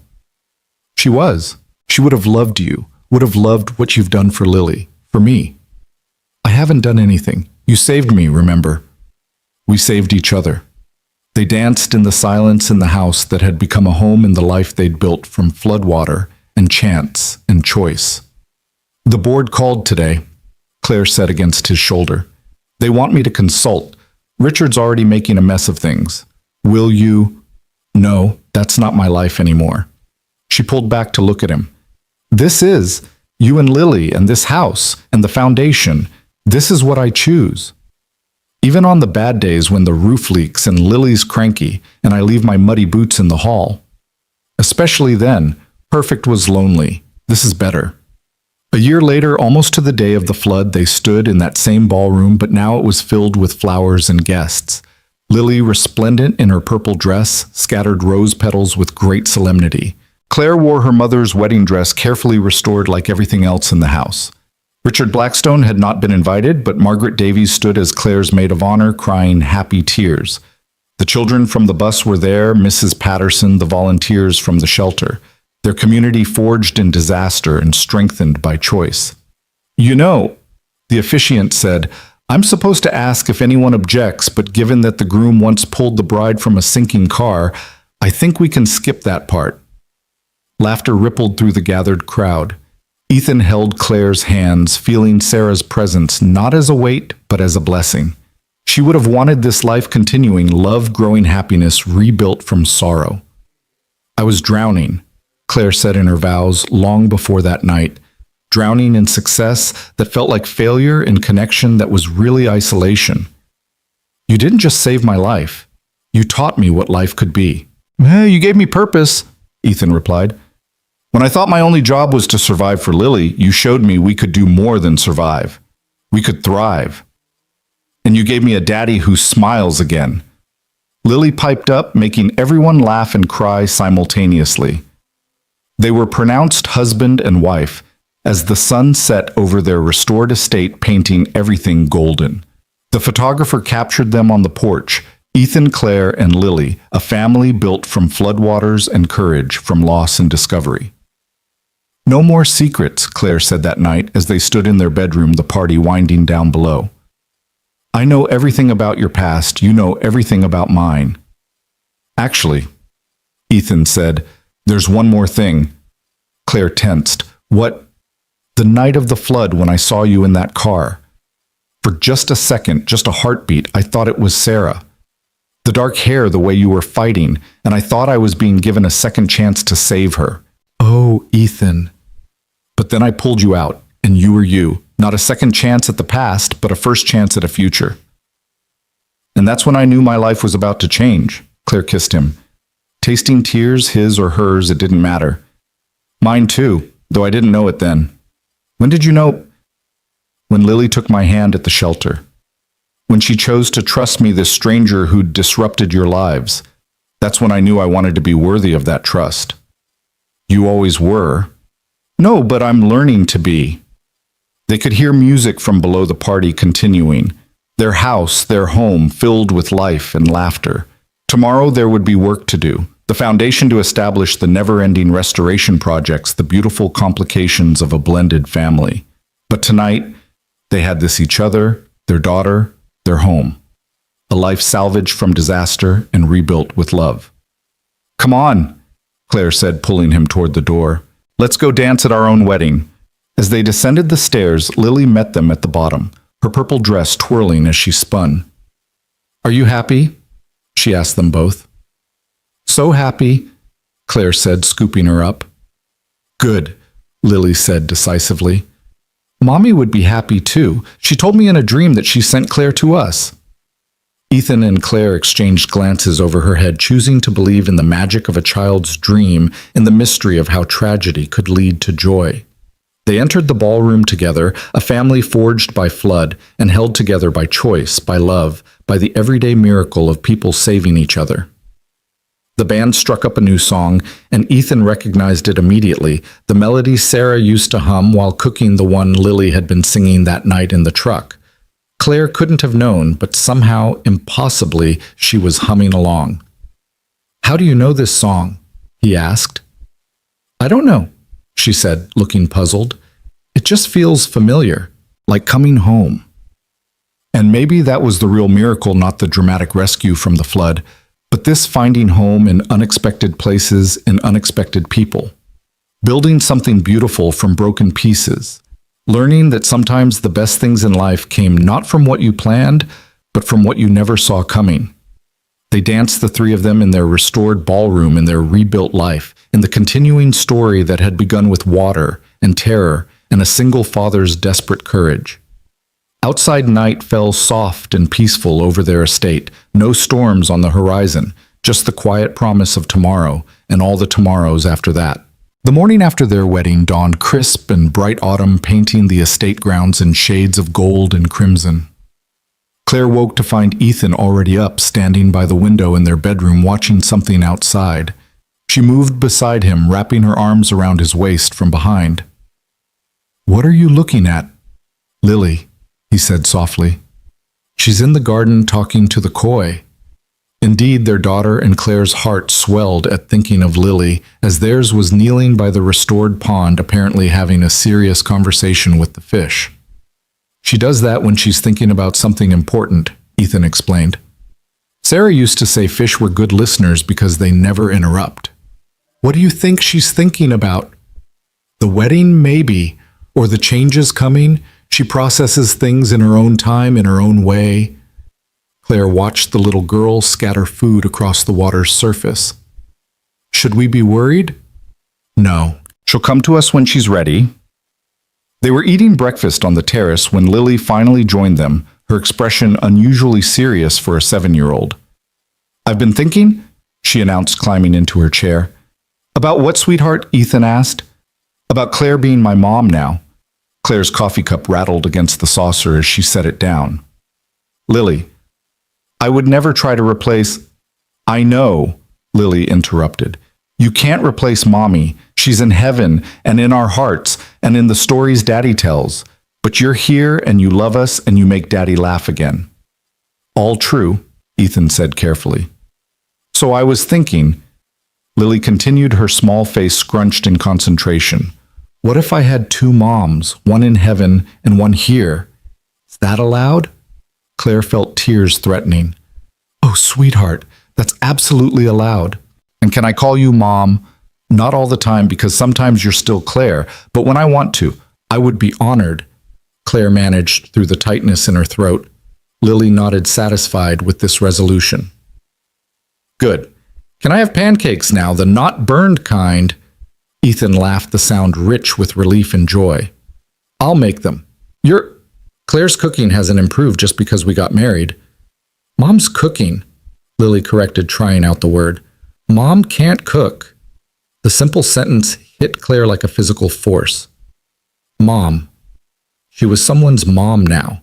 Not by birth, but by choice, by love, by the strange alchemy that had transformed a near drowning into a family. Later that morning, while Lily was at school, Claire found herself in what would become the Foundation's office, surrounded by paperwork and plans. She'd thrown herself into the project with the same intensity she'd once reserved for corporate takeovers. The Sarah Foundation would provide comprehensive support for children who'd lost parents, not just financial aid, but counseling, mentorship, educational support, even simple things like someone to attend school plays when there was no one else. You're going to change lives, Ethan said from the doorway, seeing her surrounded by files. That's the plan. I've already got pledges for $20 million in funding, and that's just from my former board members who feel guilty about how things ended. Guilt money? The best kind. It spends just like regular money, but comes with less strings attached. He moved into the room, examining the architectural plans spread on her desk. Is this what I think it is, so? The community center by the river, the one I was trying to reach that night. I bought it. Claire, it needs to be rebuilt anyway after the flood damage. I thought we could make it the Foundation's first project, a place for kids to go after school to get help with homework, to just be safe. She looked up at him. I was hoping you'd oversee the construction. I mean, I know you have other clients, other obligations. Claire? He stopped her nervous rambling, a habit he was beginning to recognize. Of course I'll do it. Really. It's what we do, right? Rebuild things. Make them better than before. She stood, moving into his arms. Have I told you today that I love you? Twice, but I'm not keeping count. Liar. You remember everything. It was true. He did remember everything now, not just the past with Sarah, but the present with Claire, each moment crystallizing into memory even as it happened. The way she bit her lip when concentrating. How she still couldn't flip a pancake but had mastered French toast. The sound of her laughter mixing with Lily's in the echoing rooms of their home. 3 months into their marriage, winter came early and harsh. They were cozied up in the library one evening, Lily doing homework, while Claire reviewed foundation applications and Ethan sketched renovation plans for the community center when the lights flickered. Storm's getting worse, Ethan observed, looking toward the windows where snow swirled against the glass. Claire tensed. Ever since the flood storms made her anxious, though she tried to hide it. Ethan reached over and took her hand, squeezing gently. We're safe here, he reminded her. High ground, remember. Before she could respond, the doorbell rang, unusual, given the weather and the late hour. Ethan went to answer it, Claire and Lily following curiously. A young woman stood on their doorstep, barely out of her teens, shivering despite a thin coat. She held a baby who couldn't have been more than 6 months old, bundled in blankets but crying pitifully. I'm sorry, the woman said through chattering teeth. My car broke down at the end of your drive. I saw the lights. My phone's dead and the baby, she's sick and I didn't know where else. Come in, Claire said immediately, ushering them inside. Ethan, get blankets. Lily, can you run hot water in the kitchen? We need to warm some formula. They sprang into action with the efficiency of a well-oiled machine. Claire settled the woman Jessica they learned by the fire, while Ethan built it up higher. The baby Emma was running a fever but seemed to calm once she was warm and fed. I was trying to get to the hospital, Jessica explained, color returning to her cheeks. But the roads are so bad, and then the car just died. The main road's probably closed by now anyway, Ethan said, having checked his phone. But Claire's right, we need to get Emma's fever down. Claire was already on her phone with a pediatrician friend getting instructions. Lily, meanwhile, had appointed herself assistant baby soother, making faces that actually drew weak smiles from the sick infant. She likes you, Jessica said to Lily, surprised. I'm good with babies, Lily said matter-of-factly. I'm practicing for when I'm a big sister. The adults exchanged glances over her head. It was something they'd discussed but hadn't made any decisions about yet. They spent the night taking shifts with Emma, cooling her fever with damp cloths, keeping her hydrated. By dawn, the fever had broken and the baby was sleeping peacefully. The storm had passed too, leaving the world crystalline white, but the roads passable. You saved us, Jessica said as Ethan prepared to drive them to the hospital for a proper checkup. I don't know what would have happened if you hadn't been here. We're glad you found us, Claire said, smoothing Emma's hair. That's what this house is for, shelter from storms. After they left, Claire found Lily in her tower room looking out at the snow-covered grounds. You okay, sweetheart? I was thinking about that baby. She doesn't have a daddy, does she? Just like I didn't have a mommy for a while. How did you know that? Jessica wasn't wearing a wedding ring, and she looked scared in a way that meant she was alone. Lily's perception sometimes startled Claire. But we helped them. Like people helped us during the flood. That's right. That's what our family does. We help people. Yes, Claire said firmly. That's exactly what we do. The encounter with Jessica and Emma seemed to catalyze something. Within a week, Claire had added emergency family shelter to the foundation's services. Within a month, they'd established a program for single parents in crisis. Jessica became their first success story, helped with childcare so she could finish her degree, supported through the early struggles of single parenthood. You can't save everyone, Ethan warned gently one night when Claire was up past midnight reviewing cases. I know, but I can save some. We can save some.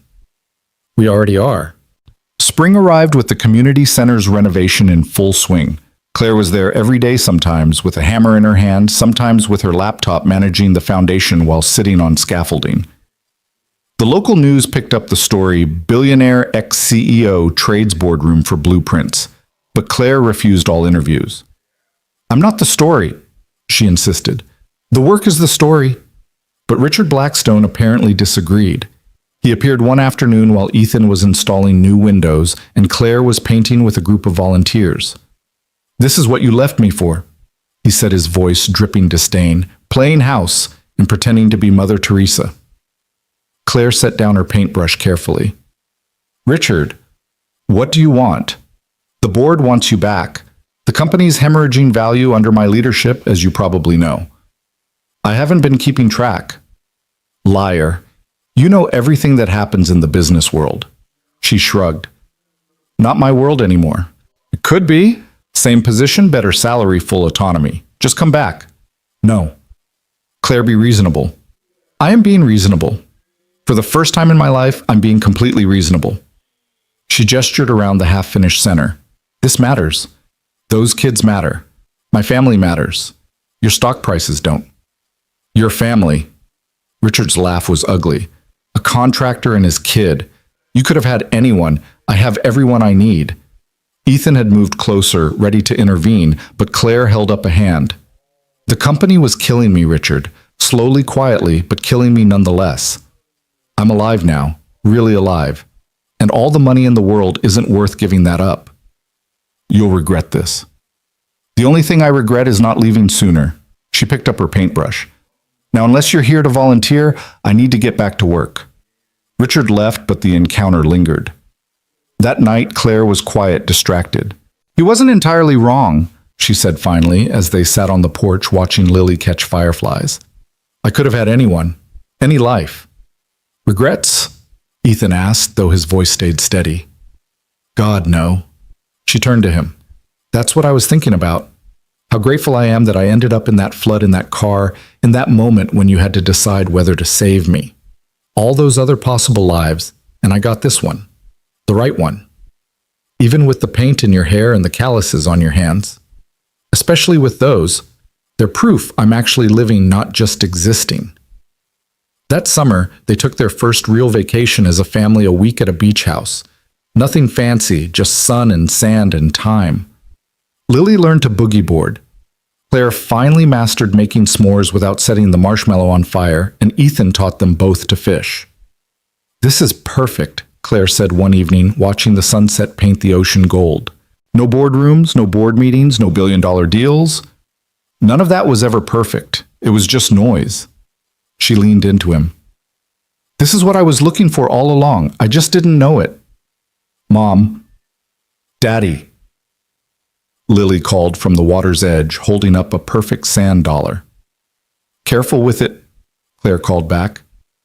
"They're fragile." "Like everything precious," Ethan murmured. "But stronger than they look," Claire added, "if you handle them right." They returned home to find the community center nearly complete and the foundation running at full capacity. Claire had hired staff, but she remained hands-on, knowing every child's name, every family's story. One afternoon, while reviewing applications in the foundation office, Margaret Davies appeared the first time Claire had seen her since the wedding. "I wanted to see what you'd built," Margaret said, looking around the center with obvious appreciation. "Richard said you'd gone crazy, but this is remarkable." "It's just a beginning." "No, it's more than that. The company's stock has dropped 30% since you left. Morale is terrible. Richard's burned through 3 assistants already." "And you want me to care?" "No, I want you to know that what you built there, as impressive as it was, doesn't compare to what you're building here." Margaret paused. "I also wanted to tell you that I'm retiring. 40 years of corporate life is enough." "What will you do?" Margaret smiled. "I was hoping you might have a place for someone with experience in organization and management. The foundation, I mean. I'd like to help if you'll have me." Claire hugged her, surprising them both. "I'd love that. We'd love that." And so their circle expanded. Margaret brought her considerable skills to the foundation, helping it grow beyond even Claire's ambitious visions. Tom and Marcus from Ethan's crew started a vocational training program for older kids. Jessica, the young mother from the storm, began coordinating the single-parent support group. "We're building something special," Ethan said one night, looking over the center's monthly report. "Hundreds of families serve dozens of success stories." "We are," Claire agreed. Then more quietly, "I want to build something else, too." He looked up from the papers. Another center. A baby. The words hung in the air between them. They danced around the subject since Lily's comment about being a big sister, but neither had brought it up directly.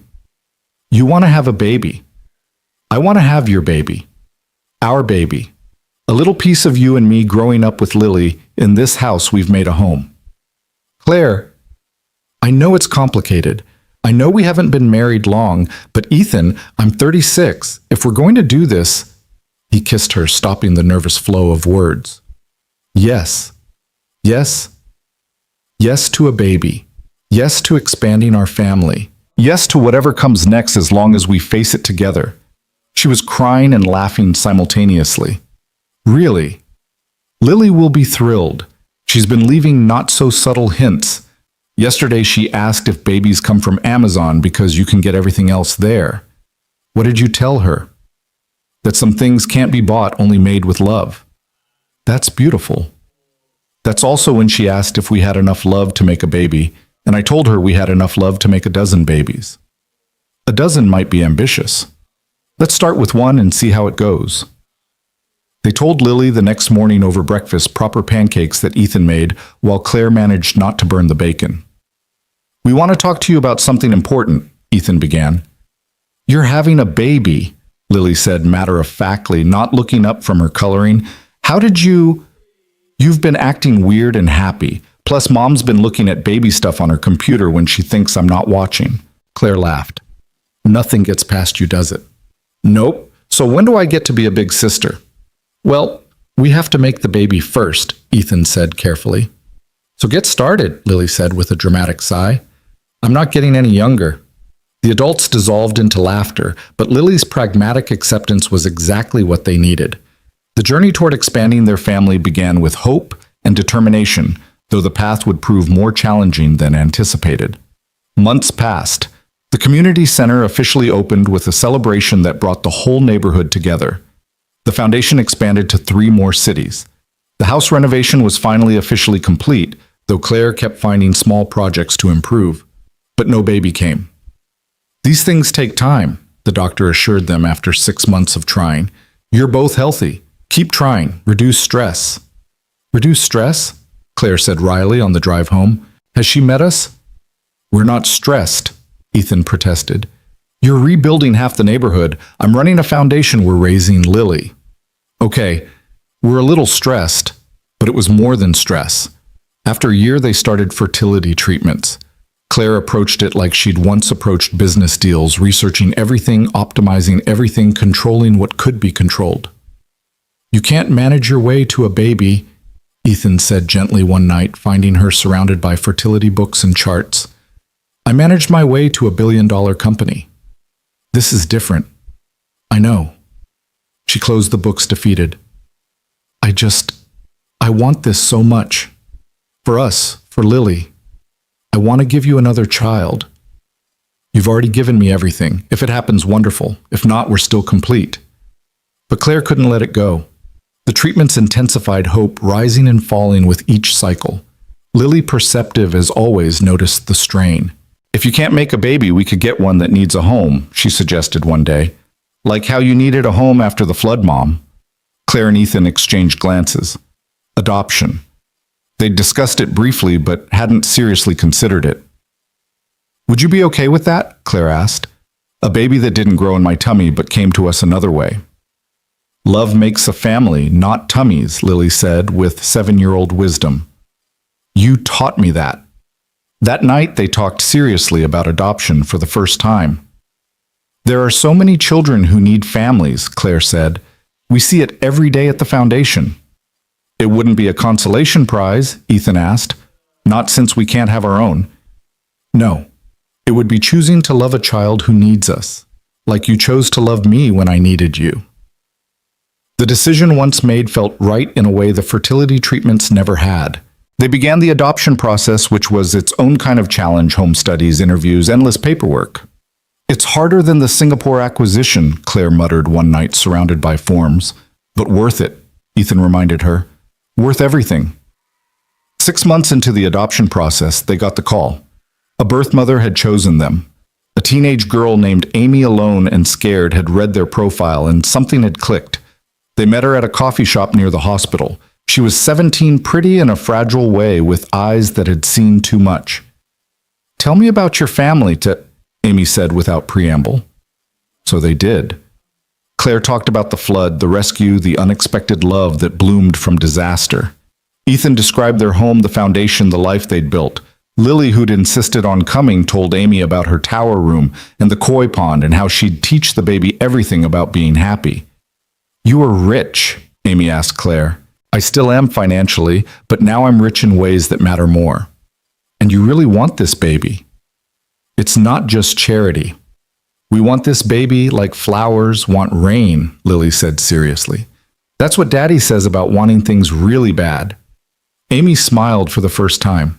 I want to finish school, become a teacher. I can't do that with a baby, but I want the baby to have everything I can't give. We can help with school too, Claire offered. The foundation has programs. No. Amy was firm. I don't want to owe you. I just want to know the baby will be loved. More than loved, Ethan said. Treasured. Amy chose them. The next 2 months passed in a blur of preparation. They converted the nursery Claire had stood in that first day at the house, painting it soft yellow, filling it with carefully chosen furniture and toys. You're nesting, Ethan teased, finding Claire rearranging the nursery for the 5th time. I'm preparing. There's a difference. You've alphabetized the baby books. They needed organization. He pulled her into his arms. The baby won't care if the books are alphabetized. But I care. I need to do something. I feel so helpless. You're not helpless. You're waiting. We're waiting. Together. The call came at 3 a.m. on a Tuesday. Amy was in labor. They drove to the hospital in the pre-dawn darkness. Lily asleep in the back seat, wrapped in her favorite blanket. This is it, Claire whispered, her hand tight in Ethan's. This is it, he agreed. The baby, a boy, was born at 7:23 a.m., perfect and healthy, with a shock of dark hair and unfocused eyes that would later turn brown. Amy held him first, crying quietly, then handed him to Claire. His name is Nathan, Amy said, if that's okay. After my grandfather. Nathan? Claire repeated, tears streaming down her face. It's perfect. Nathan Cole, Ethan said, his voice thick with emotion. Lily, who'd been uncharacteristically quiet, stepped forward. Hi, Nathan. I'm your big sister. I'm going to teach you everything. Amy signed the papers 2 days later, tears but no regrets in her eyes. Take care of him, she said simply. With our lives, Claire promised. They brought Nathan home on a Thursday afternoon, the house feeling somehow more complete with his presence. That first night, as Claire rocked him in the nursery while Ethan and Lily looked on, she thought about the strange path that had brought them here. No flood, no us, she murmured to the baby. No rescue, no family. Sometimes the worst things lead to the best things. Mom, Lily said from the doorway. Can I hold him? Claire carefully transferred Nathan to his big sister's arms, Ethan supporting them both. Lily looked down at her brother with wonder. He's so small. You were smaller, Ethan told her. Really? Really? And look how perfectly you turned out. We're a real family now, Lily said. Complete. We were always real, Claire corrected gently. But yes, now we're complete. That night, after both children were asleep, Claire and Ethan stood in their bedroom looking out at the grounds where this journey had begun. Any regrets? He asked. Only one, she said. His eyebrows rose in concern. I wish I'd driven into that flood sooner. Think of all the time we could have had. He laughed, pulling her close. We have all the time in the world now. A lifetime. At least, maybe 2 if we're lucky. I already feel lucky, luckier than any person has a right to be. Not lucky, Ethan corrected. Choice. We chose this. Every day we choose this. And I'd choose it again. Every time. Nathan stirred in the nursery, his cry carrying through the baby monitor. They went together as they did everything now together. In the soft light of the nursery, with their son in Claire's arms and their daughter asleep down the hall, they were exactly where they belonged. The storm that had brought them together was long past, but its gifts remained: a love born from rescue, a family built from choice, a life constructed from broken pieces made beautiful.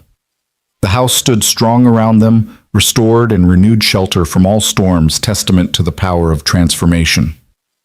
Thank you, Claire whispered to Ethan as Nathan settled back to sleep. For what? For jumping into the flood, for pulling me out, for showing me what life could be. Thank you for being worth saving. Everyone's worth saving. But not everyone saves you back. They stood there in the nursery of their restored home, their chosen children sleeping peacefully, their unexpected love solid as the foundation beneath their feet.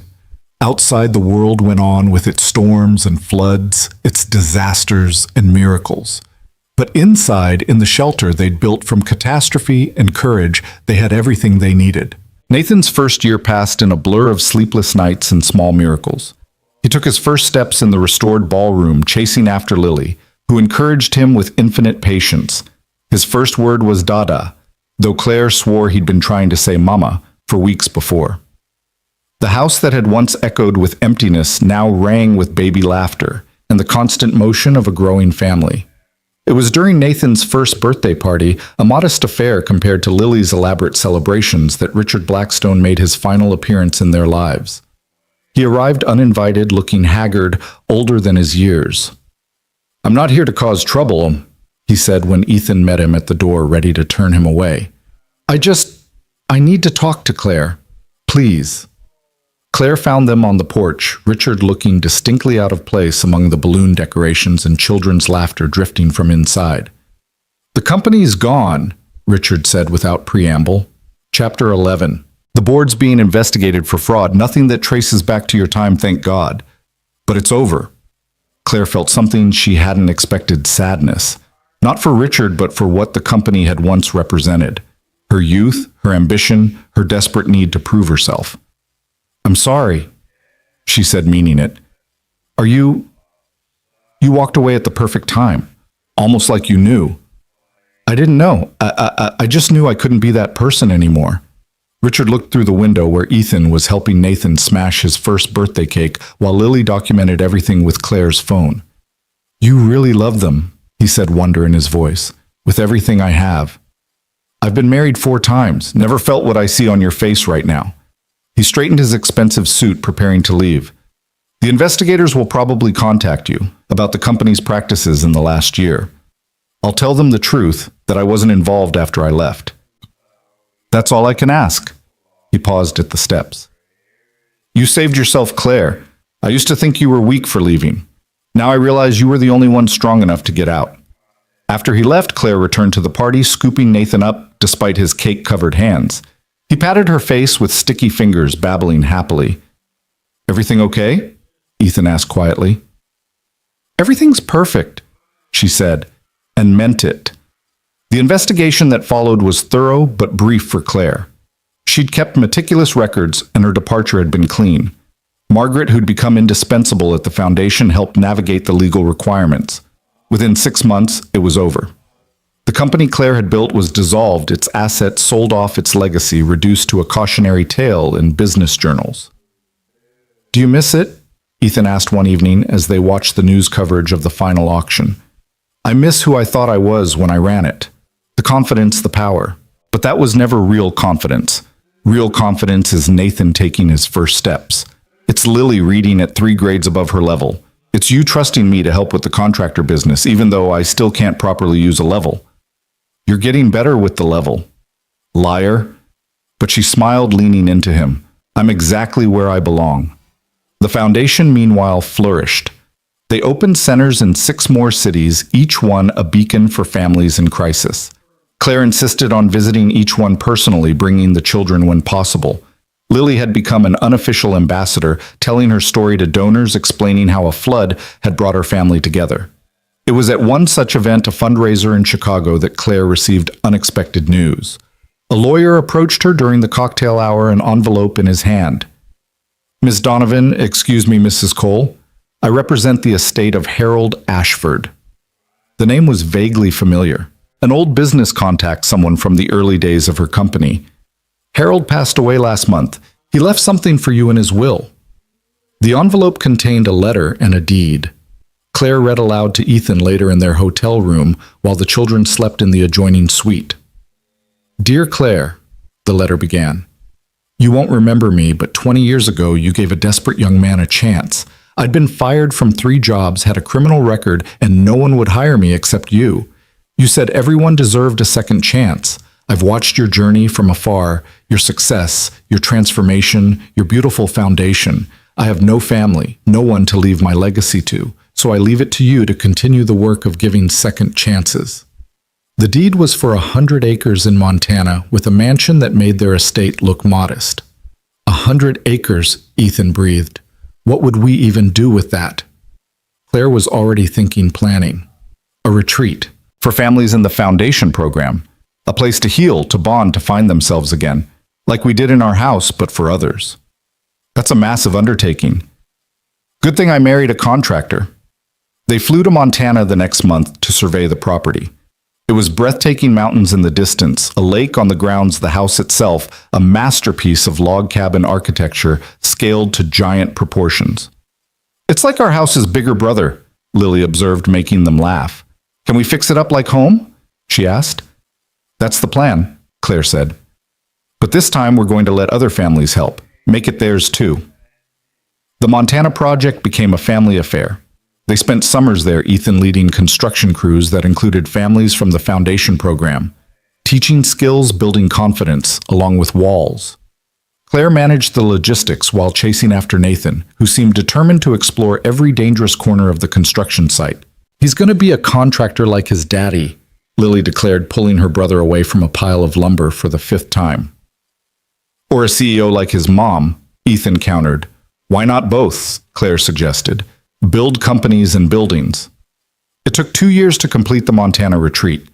By then, Nathan was 3, talking nonstop, his favorite word being why.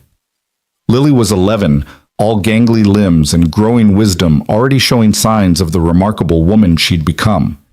The retreat's opening was celebrated with families from all their foundation centers, gathering for a week of healing and hope. Claire watched children who'd lost parents playing with those who'd been orphaned, saw single mothers supporting each other, witnessed the magic of shared understanding. "You did this," Ethan said, finding her crying happy tears by the lake. "We did this. None of it exists without that night, without you jumping in." "I've been thinking about that night," he said, "about what would have happened if I'd been 30 seconds later, if I'd hesitated." "But you didn't." "No, but Claire, I almost did. For just a moment, thinking of Lily, I almost drove past." She turned to him, surprised by this revelation after all these years. "What changed your mind?" "Sarah's voice, not literally, but in my memory, telling me to be brave, telling me that saving someone else might save me too." He paused. "I think she knew. Somehow I think she knew I'd need you, that Lily would need you, and that I'd need both of you." They stood by the lake, watching their children play with others, their family having grown beyond blood to encompass everyone they'd touched. The retreat was full of laughter and healing, of second chances and new beginnings. But life as they'd learned didn't follow predictable patterns. The call came on a Tuesday afternoon. Claire was in the foundation office when Margaret knocked her face grave. "There's been an accident at the Chicago Center construction site. Ethan," Claire's world tilted. "Is he? He's alive? But Claire, it's serious. A beam fell. He's in surgery." The flight to Chicago was the longest 3 hours of Claire's life. Lily held Nathan, keeping him distracted with stories, while Claire stared out the window, praying to a God she'd never been sure she believed in until now. The doctor met them at the hospital, still in surgical scrubs. "He's stable. 3 broken ribs, a punctured lung, internal bleeding we've managed to stop. But the real concern is the spinal injury. We won't know the extent until he wakes up." "When will that be?" "Could be hours, could be days. The body needs time to heal." Claire sent Lily and Nathan to stay with Margaret at a nearby hotel, then settled into Ethan's room. He looked wrong, too, still too pale. Ethan was motion and life and strength. This stillness terrified her. "You saved me," she whispered, holding his hand. "Now it's my turn. Please, Ethan, please come back to us." She talked to him for hours. About Nathan's new obsession with dinosaurs. About Lily's first crush, a boy named Marcus who played violin. About the Foundation's expansion plans, the Montana retreat's success, the life they'd built that needed him to be complete. On the second day, Lily insisted on visiting. "Daddy," she said, simply climbing carefully onto the bed beside him. "Nathan needs you to teach him to fish. I need you to scare Marcus away. He's nice, but I'm too young for boys. And Mom needs you because she forgets to eat when you're not there to make her." Still nothing. On the third day, Claire was alone with him, exhausted, when she felt his hand twitch in hers. "Ethan." His eyes fluttered open, unfocused at first, then finding her face. "Claire." His voice was rough, barely there. "Don't try to talk. You're okay. You're going to be okay." Can't feel my legs." The words she'd been dreading. The doctor had warned this was possible. "It might be temporary, swelling. We don't know yet." "Claire." "No. Whatever you're going to say, no. We're going to get through this. Together. You jumped into a flood for me. I'm not leaving you now." The next weeks were the hardest of their lives. The feeling didn't return to Ethan's legs. The doctors talked about partial paralysis, wheelchairs, adaptation. Ethan withdrew into himself, pushing everyone away. "I'm not the man you married," he said one afternoon after another failed physical therapy session. "You're exactly the man I married, the one who saves people, who builds things, who loves his family." "I can't build anymore. I can't even walk." "Then we'll adapt. We'll change. We'll do what we always do, make something beautiful from something broken." "This isn't a house, Claire. This is my life." "Our life," she corrected firmly. "Our life, Ethan. For better or worse, remember." It was Nathan who broke through Ethan's depression. Their 3-year-old didn't understand why Daddy wouldn't play, why he sat in the strange chair, why he looked sad all the time. So Nathan did what 3-year-olds do. He climbed into Ethan's lap in the wheelchair and refused to move. "Daddy broken?" he asked. "Yeah, buddy, Daddy's broken." "We fix it. It's not that simple." "Fix it," Nathan insisted, patting Ethan's face with determined little hands. "Mommy says we fix broken things, make them beautiful." Ethan looked at Claire over their son's head, tears in his eyes. "Out of the mouths of babes," she said softly. The recovery wasn't linear or easy. There were setbacks and small victories, days of hope and nights of despair. But slowly, incrementally, Ethan began to adapt. He learned to navigate the wheelchair to modify his work approach. He couldn't climb scaffolding anymore, but he could design, plan, teach. "I want to start a training program," he announced one morning 6 months after the accident, "for kids aging out of foster care. Teach them construction skills, give them a trade." Claire kissed him thoroughly. "There's my husband. Welcome back." The program launched at the Chicago Center, with Ethan supervising from his chair, his crew of former foster kids hanging on every word.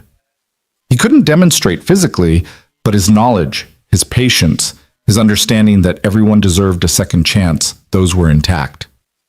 Then came the morning that changed everything again. Claire woke to find Ethan's side of the bed empty. Not unusual, he often had trouble sleeping. But something felt different. She found him in the home gym they'd installed for his therapy. Actually standing between the parallel bars. "Ethan, I felt something last night, pins and needles in my toes. The doctor said it might happen nerve regeneration, but I didn't want to hope." He took a step. Shaky supported, but a step. Claire flew to him, catching him as his legs gave out, both of them ending up on the mat, laughing and crying. "You're walking. You're going to walk again." "Maybe. The doctor says partial recovery is possible. I might always need a cane, might never climb scaffolding again, but you're walking." The recovery accelerated after that. Within a year, Ethan was mobile with a cane, occasionally using the wheelchair for long days. He returned to work modified, but determined, his experience making him an even better teacher. "You're different," Tom observed, watching Ethan work with the foster kids. "Calmer, wiser maybe." "Almost dying changes you," Ethan said simply. "Almost losing everything shows you what everything really is." They were in the Montana Retreat's main lodge when Claire made her announcement. The whole family was there for the summer, along with 20 families from the foundation program. "I'm pregnant." Ethan dropped his coffee mug. Lily squealed. Nathan looked confused. "But how?" The doctors said after the fertility treatments. "Sometimes miracles happen when you stop trying to force them." She took his hand, placed it on her still flat stomach. 10 weeks. I wanted to be sure before I told you."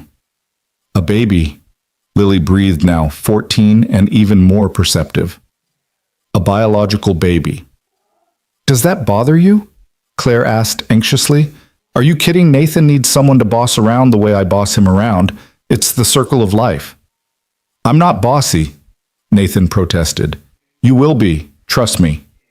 Ethan pulled Claire close, mindful of the audience, but not caring. "A baby. Our baby." "All our babies are our babies," Claire corrected, including Lily and Nathan in her gaze. "This one's just taking a different path to get here." The pregnancy was considered high risk given Claire's age, 42, and their history.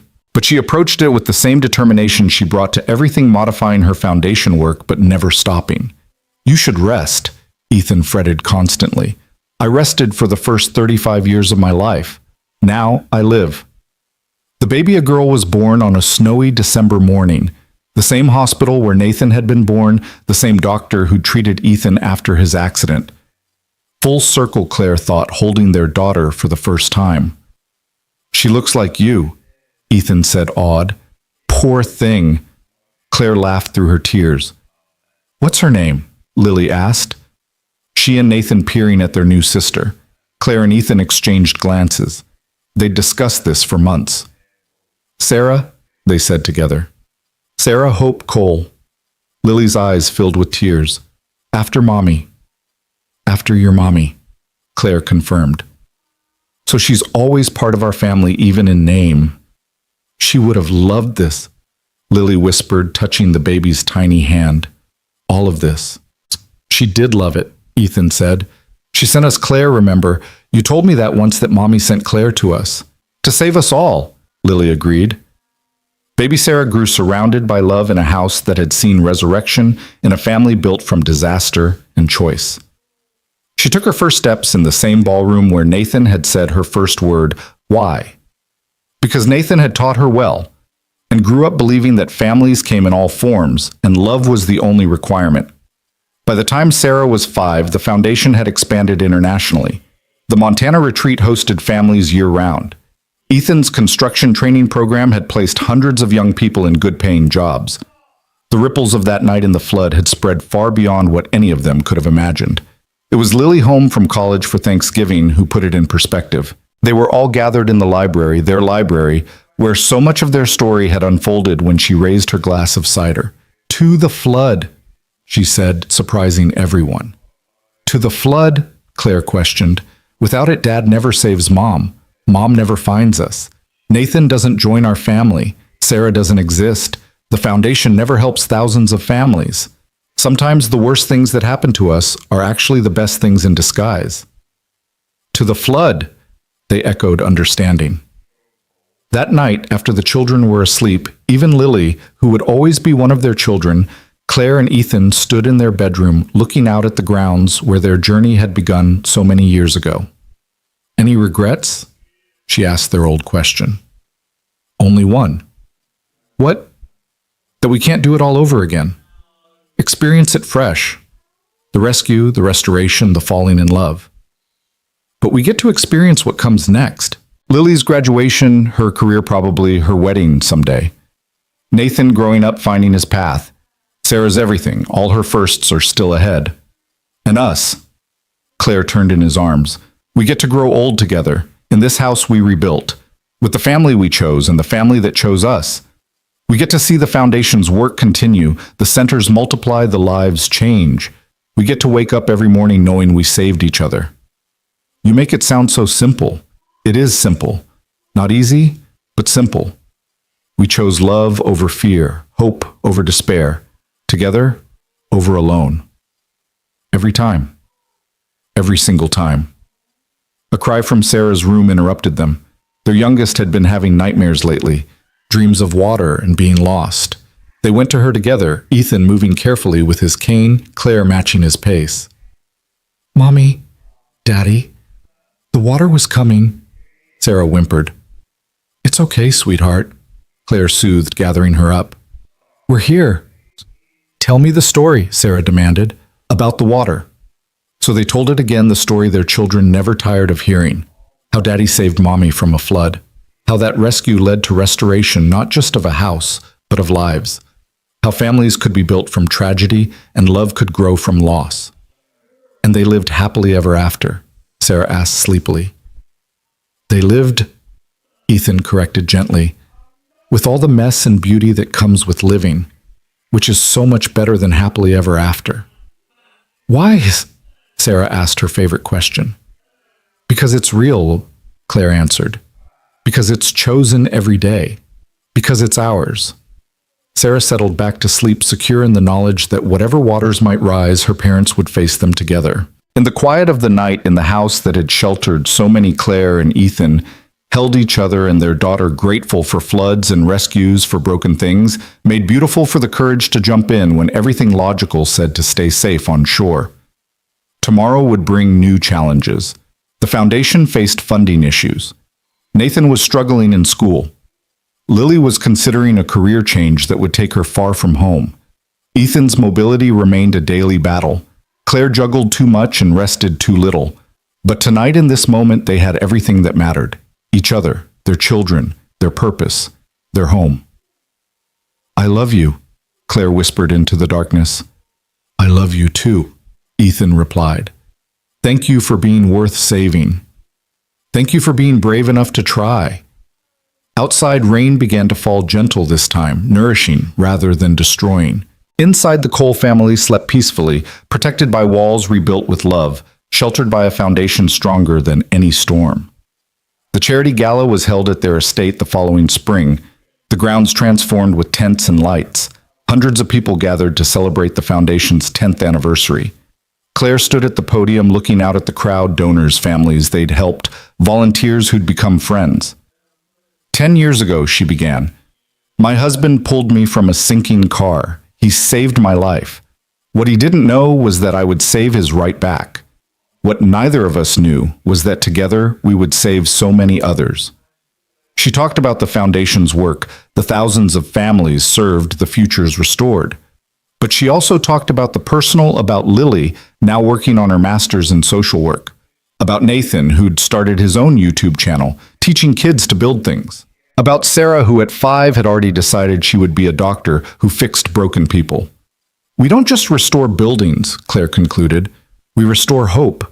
We restore families. We restore the belief that the worst moments of our lives can become the foundations for our best. The applause was thunderous. Ethan made his way to the stage, still using his cane, but walking strongly. They stood together looking out at what they'd built from one terrible night and one desperate rescue. None of this would exist without you, Claire murmured. None of it would exist without us, he corrected. As the gala continued around them, they slipped away to the library, their sanctuary. The shelves were full now, not just of books, but of photo albums, children's artwork, memories layered like sediment.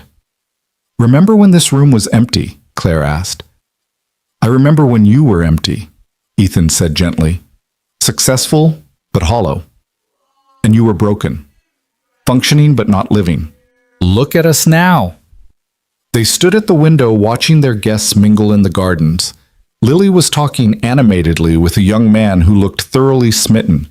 Nathan was showing a group of kids how to fold origami. Sarah had escaped her babysitter and was dancing alone on the lawn, spinning in circles just for the joy of it. She's going to get dizzy and throw up, Claire observed. Probably, but look how happy she is right now. Worth the risk. Always worth the risk. As if to prove their point, Sarah did indeed spin too much and sat down hard on the grass. But instead of crying, she laughed, throwing her arms wide to embrace the sky. She's got your resilience, Ethan said, and your joy, Claire countered, our miracle baby. They're all our miracles. Every child we help, every family we restore, every life we touch, the ripples just keep spreading. Margaret appeared in the doorway. They're asking for you both. Time for the dedication. They returned to find the crowd gathered around something covered by a tarp. Lily stood beside it, beaming. Mom, Dad, she said, her voice carrying across the lawn. The families wanted to do something for your anniversary. All of us who've been touched by your work, your love, your courage. Nathan pulled the tarp away, revealing a bronze sculpture. It depicted a man pulling a woman from stylized waves, but their faces were turned toward each other, hands clasped clearly, saving one another. The plaque at the base read, Sometimes we save each other. Always we choose each other.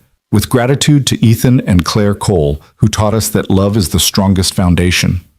Claire was crying, not caring who saw. Ethan's arms came around her solid and sure despite his challenges.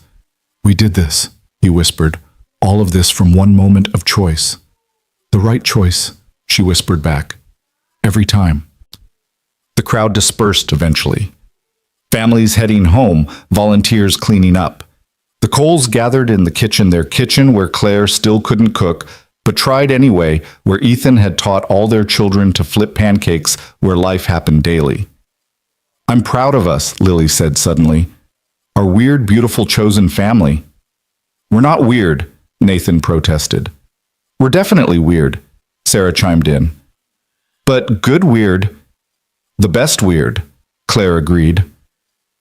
They talked late into the night, the 5 of them, about everything and nothing. About Lily's boyfriend, he's not my boyfriend, Nathan's college plans, Sarah's determination to learn violin. About the foundation's future, the centers they wanted to build, the lives yet to touch. Finally, children in bed, Ethan and Claire returned to their room. The house was quiet around them, full of sleeping dreams and settled love. Would you do it again? Claire asked. Jump into that flood. In a heartbeat. Would you drive into that storm again? If it led me to you every time. They held each other in the darkness, 2 people who'd saved each other in every way a person could be saved. Outside, the world spun on with its tragedies and triumphs, its floods and rescues. But inside in the home they'd built from ruins, in the family they'd chosen and created, in the love they renewed daily, they had found something worth every risk, every struggle, every moment of doubt. Forever, Claire asked against his chest. Forever, Ethan confirmed. And in the house that had seen so much transformation, surrounded by children they'd raised and lives they'd changed, they fell asleep knowing that some storms were actually blessings. Some floods actually baptisms, and sometimes the very worst moment of your life was actually the beginning of everything that mattered. The bronze sculpture stood in their garden, weathering seasons, watching over the estate. Visitors often stopped to read the plaque to understand the story it represented. But the real story, the story of daily choice and ordinary courage of building beauty from brokenness. That story continued with every sunrise, every challenge met together. Every child helped, every family restored. It was in the end a love story.